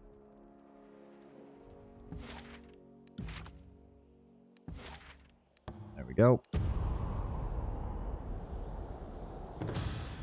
Ooh. You make out a few figures on the road well ahead of you. The glint of iron and bronze marks them as well armed and armored. Two feature the broad shoulders of beastmen haulers and lead a heavily laden cart. As they near, you realize that the standard flown from their cart boasts the heraldry of Tunon the Adjudicator. They hail you as you approach. You recognize the woman who leads the procession as a minor functionary within the court, who's serviced by the name of Alma. Her clothes bear the red, black, and gold of the court, and she keeps her light brown hair in a carefully braided bun atop her head. Speak with them.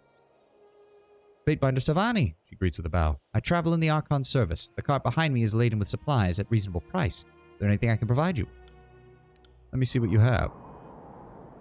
Healing potions. Zash's Draught. Reflect 30% of incoming hostile spells back to their caster. Cannot be pushed for 120 seconds. Immunity to interrupts for 120 seconds. Nice. Though in truth, the bronze ingots are probably what I'd really want.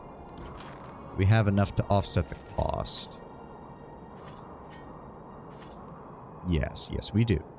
More than enough, in fact. Thank you kindly. Hey, if Ebb could read the ancient runes, Lord Brownbear, I'd bring her in a heartbeat, but unfortunately Lantry's the only one who can translate this shit. Hello, who are you? Oh no, Fatebinder, I've done my duty. You can't track me back there. I have no intention of dragging you anywhere. Calm down and speak of what happened. Beastmen, and the blood, so much blood. They've slaughtered us all. Please, just let me flee. You are safe. Speak of what happened. After the sea split, I thought I'd make my living by mapping things. I know the area well enough, so the Earthshakers hired me to guide them. They were looking for some kind of precious stone. but the Stone Stalkers have other plans. When we got further in, they were already there, guarding the shards. One of the beasts nipped at an Earthshaker, so I fled.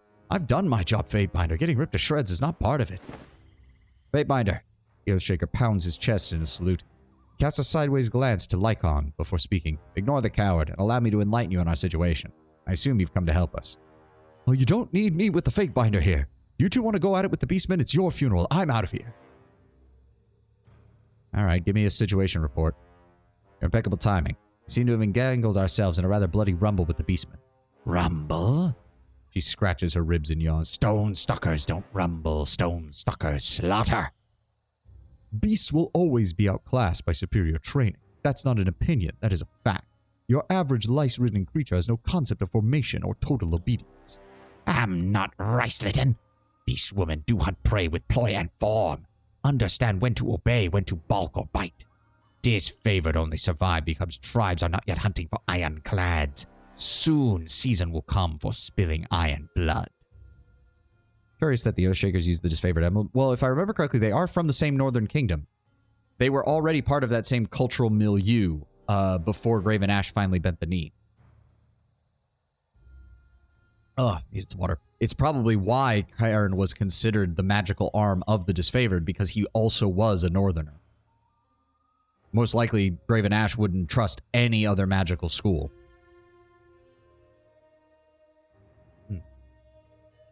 What exactly happened? If I'm to intercede, I need you to spare no details. Aye, sir. Allow me to elaborate on our situation. We would not be out here in the middle of Kairos only knows where if we weren't wholly necessary. The Azurlith lodes in the region are incredibly important. They are what lured Cairn from his campaign orders in the Stone Sea to begin with, and their refractive properties will enable us to amplify the phase velocity of his remaining energy. We hired local scavengers to show us where he had seen the highest concentration of crystal lodes. True, they led us there. At first, the beastmen were amenable to our request, but shortly after our excavations began, they became wrought with anger. Apparently, we're stealing from their ancestors or some such foolery. There is what appears to be a leader among them, one known as Red Fang, but she retreated into the spire before I could bring her to reason. Now we're trapped in a standoff, and I'm hesitant on how to proceed. I will speak with this Red Fang and bring some level of reason to this.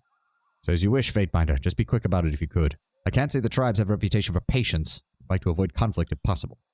Lack patience? Humans swarm and buzz at beastwoman like corpse flies.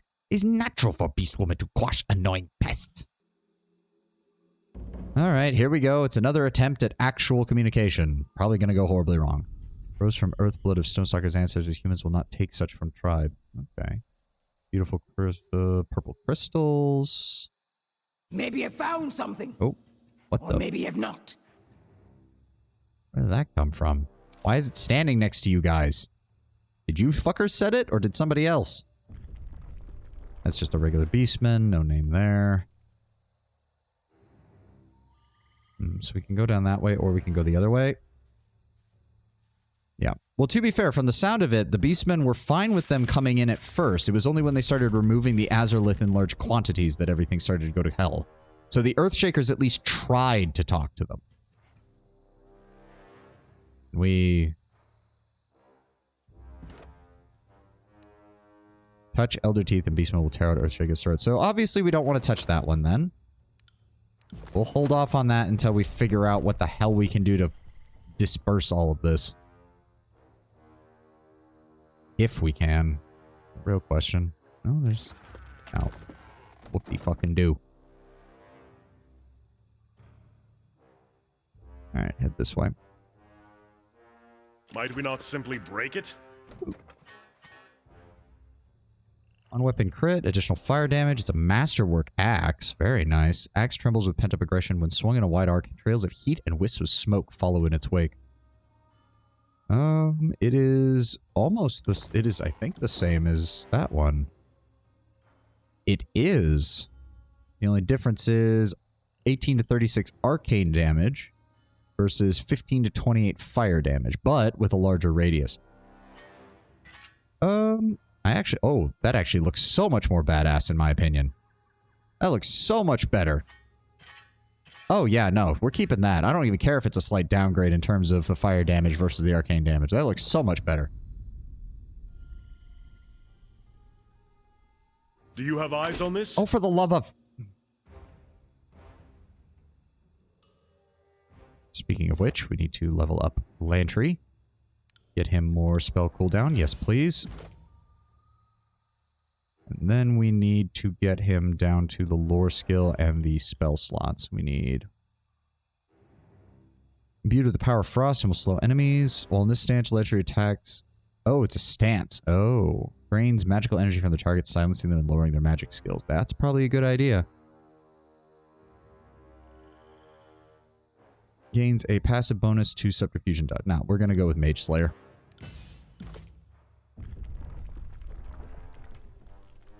Tribes will protect crystals. These crystals are a product of superstitions. They're naturally occurring phenomena discovered by an Archon. We have a right to them. Hopefully we'll be able to negotiate here. I'd really appreciate it, but something tells me they're going to hear about how we dealt with the Prima, and they're going to be fucking pissed. Oh, right. Yeah, our wrath is already at 5. Oh, this is not going to go well. Wander no closer, human. Flee now or explain presence in stone lands. The beastman hunkers forward, muscles bunching in readiness to strike. A menacing growl rumbles low from the back of his throat. Even mention tribe's elder teeth and beastmen will pitch human body to ground below. Mean your tribe no harm if I can avoid it. I have not come for any teeth. I seek to speak with Red Fang. No. Red Fang does not wish to speak with humans.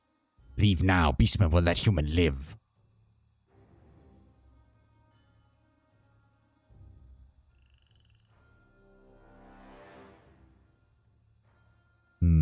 I am trying to resolve your quarrel with the Earthshakers before you tear each other's throats out.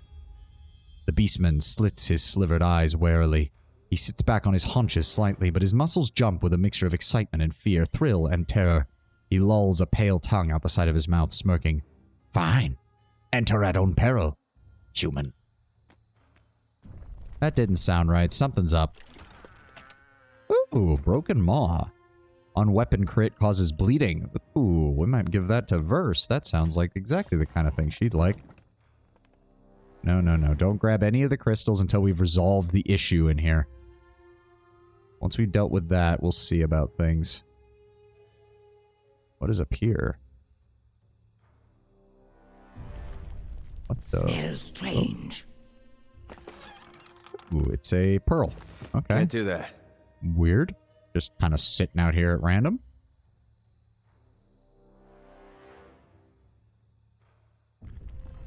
Can we get down there? Does not appear to be, and there wasn't a connection point over there, so it must be something we get to later. Kills in shadow. Can Beastmen sense the magical field that the spires radiate? Mean, bitter thrumming in back of throat makes Beast Woman's lips curl. If was better mystic like Broodmother, could see where Earth blood beats through spire. Thank you. Future readers, if I have them, will appreciate your insight. Man, you know it's bad when Lantry is the one getting along the best with Kills in Shadow. Crystal has somehow managed to rupture through the foundation of the spire. Interesting. There! See that? Ooh. Sigil of Pride magic. I'm sorry, what? Causes a material force or guarded form spell to only affect the caster, but with an increased duration and strength. Ooh. Woo, Pride Month. I mean, magical Pride Month, I guess. Grooves in the floor inlaid with a daily incandescent material. Yes, yes, yes, we've seen that. Cryptic runes line this section of the wall and continue upward as far as your eyes can see. Oh. Something is stopping them from activating. Or, no? Oh, no, that's the activation rune. You have to actually... And we only have this one. Means we don't have... Wait, what? What do you mean this is incomplete? That's not incomplete. What are you talking about? That's complete. How is that not complete? Okay, whatever. You're planning on streaming tomorrow. Any plans on that? I have not decided yet. Unfortunately, I have not decided yet. It'll just be something. I don't know yet. It will be something. I will be streaming tomorrow. I've already made that promise to myself. I'm adding it into the rotation. It's just not going to be Tyranny. It's not going to be whatever main game we're working on. It's going to be just kind of an anything day. Alright, let's go ahead and hard save here. We've got a few minutes. Endless Space 2, The Surge. Those are on the list, Tenwin. I'm not gonna lie. I'm considering both of them. Let me see what we got here with Red Fang. Meat fucking... That... For the love of God, Lord Brownbear, I don't need to lose my Twitch account. I've only just gotten affiliate status, goddammit. The Beast Woman cocks her head to one side, listening intently. Her ear flicks once, twice, and her eyes narrow suspiciously. Who pads here, soft, soft, slow? Who braves to approach Red Fang, guard eyes of stone stuck our old wall den? Speak, human. Quick, quick, explain. Grimly, she spreads a grin, revealing teeth as dappled and brown as her muddy eyes. Or Red Fang will rip trespasser's jaw from head. This dispute going on with the Earthshakers. I've come to resolve it peacefully. Or we can resolve it through bloodshed. Ironclad reeking of death and lies comes slinking to Beastwoman. Wants to cry for peace. She yips and growls, hackles rising as she lumbers towards you. No, human, disfavored will not have peace with Beastwoman. She howls and lunges for your throat. Jesus fucking Christ. Alright, fine. Fine, you dickheads. Every time I try, something goes wrong.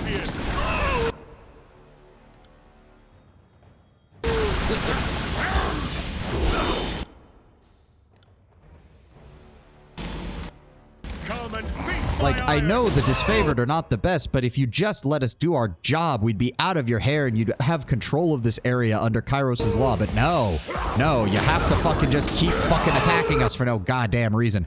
Barrick has literally spent this entire fight on his ass and he's doing more work simply by not dying. You're doing a great job, Barrick. You've literally spent 90% of it on your ass. You're fine.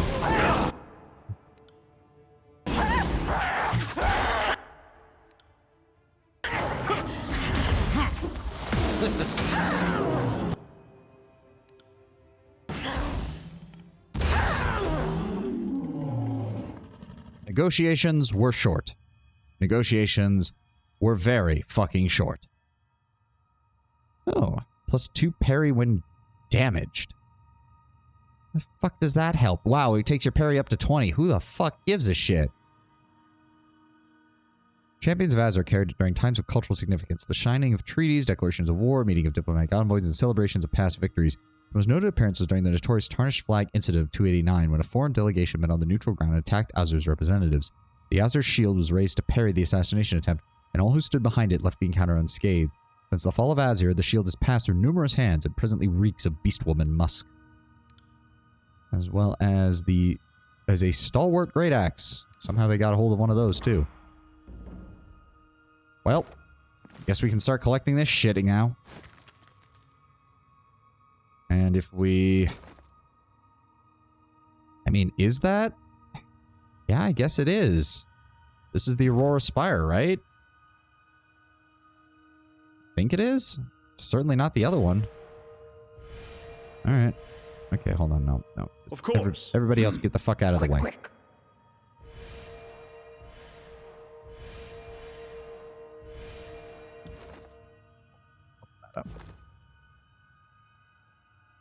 Circle. Then it needs to go all the way out.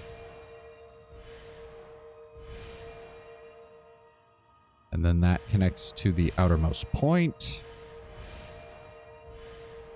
And those connect around.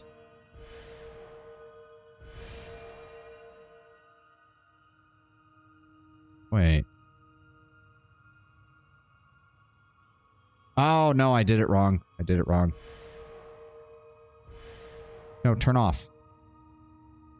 Oh my god. Fucking reset.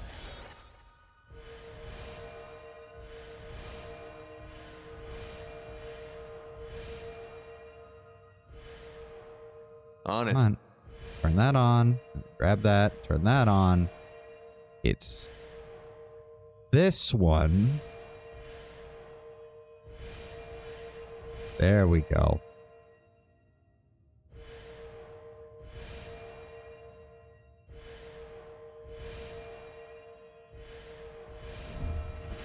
Oh yeah.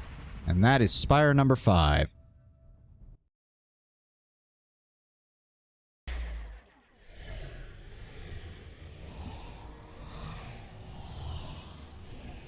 Ugh.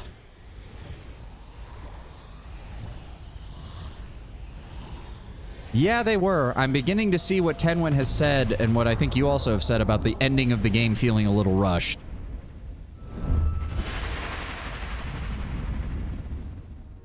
Yep. The Aurora Spire in Gulfglow feels violent and unsettled, like it would claw itself from the earth if it had the strength. The stones, though clean, still feel slick with blood. Something of the ritual and turmoil of the Stone Sea has warped this isolated place over the years. But you feel the energy well up from the ground and with reckless enthusiasm forms a bond with Vendrian's well. Feels good. Tastes like blood slicked on tongue. Feels like kith and killing and claws furrowing into flesh. Savage power. Feels like rut howl in shadow of rough stone. We're in the same region. You can technically come here first. These two spires were in the same region. You could technically come here first. I mean, we couldn't get to here until after we'd unlocked the previous area with Karen's body. We couldn't get to Karen's body until we had the permission to enter this region, which we didn't get until after we'd done Vendrian's Well and Lethian's Crossing. Is it me, or is the... Okay, if you do the Scarlet Course first. Oh, okay, my bad. I did not realize. Churning? This place seems to come alive in your presence, just like the mountain spire. Only here, instead of a constant arcane hum, it's more of a intermittent scrape and shout. Isn't a steady hum, but an erratic choir, a waterfall maybe? Oh, all I know for sure is that one of these days I'm going to write a treatise on the spires that will be the envy of, the handful of sages that are still left. I can still smell the beastmen from up here. Their stench is as powerful as an edict. Turn this one into an infirmary.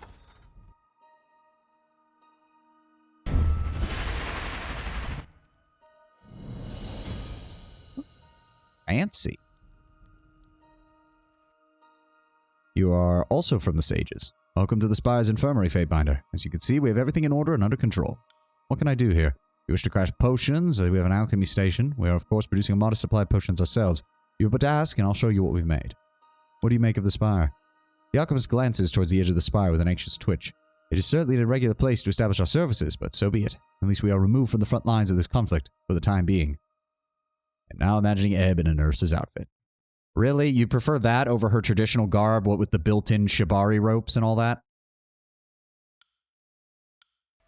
Alright, nothing else there. There's some random items around, of course. Ooh, Sigil of Selfless Magic. Material Force or Guarded Form spell to only affect the caster's allies, but with an increased duration and strength. Nice. Prefer? No, but I am imagining it. I'm sure you are. I'm sure you are, Lord Brownbear. That is... So what do we have to do for the alchemy? Ooh. Oh, we have all sorts of things. That just requires straight up alchemy supplies. That requires even more alchemy supplies. That requires a shit ton of alchemy supplies. Oh.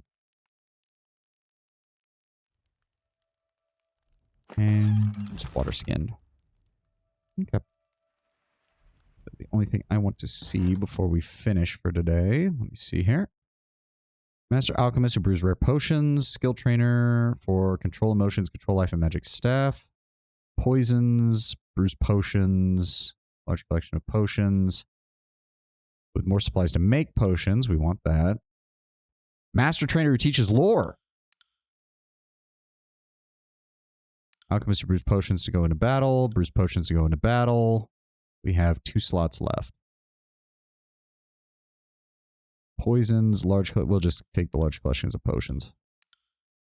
Okay, so hold on. I need to teleport down, and then we'll teleport back up.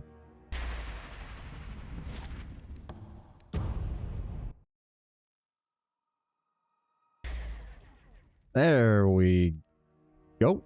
Yes. Who was the master trainer? What was their name? Euphera. Wait. Yeah. Oh, she's right there in front of us. Do you have the ability to train me as far as I want? Oh, the sage immediately takes hold of your hand, shaking them profusely. Fatebinder Sylvania, a curious set of circumstances. You may not know me, but I was there. Among the countless mages who were able to flee before Kairos' edict reduced the citadel to a burning husk. She regains her composure. Apologies for my exuberance. It will be my distinct honor in training you in the magical arts of light or the depths of lore. She can train me in more lore. Oh, fuck it. Yes. Gimme. You learn something every day. I am now at 152 lore. Oh, yeah. Oh, yeah, that's good. That's good. Fatebinder spent how much of his money? Honestly, not that much, all things considered. I don't think. No, we're still got 9 iron rings. We're good. With the herb lore.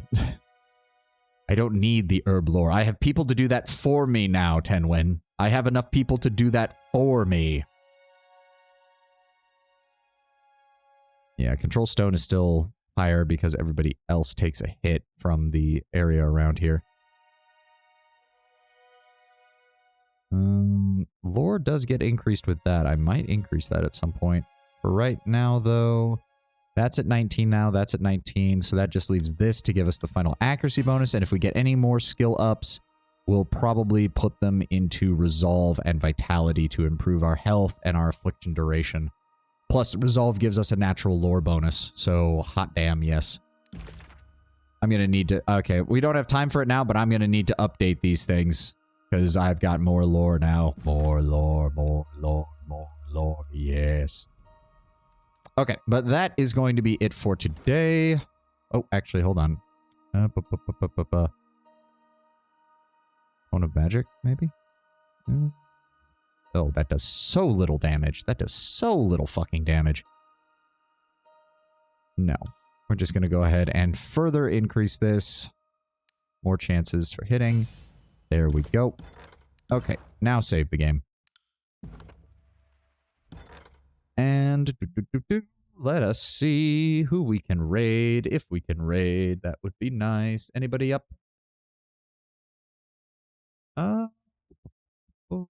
Xander. Oh no, we've raided Xander a couple of times. Let's go raid Prophet Oreo. We haven't raided him in a while.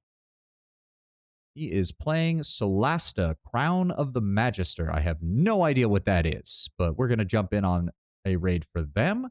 So I want to thank you all for joining me again. Thank you all for checking out our Monday stream.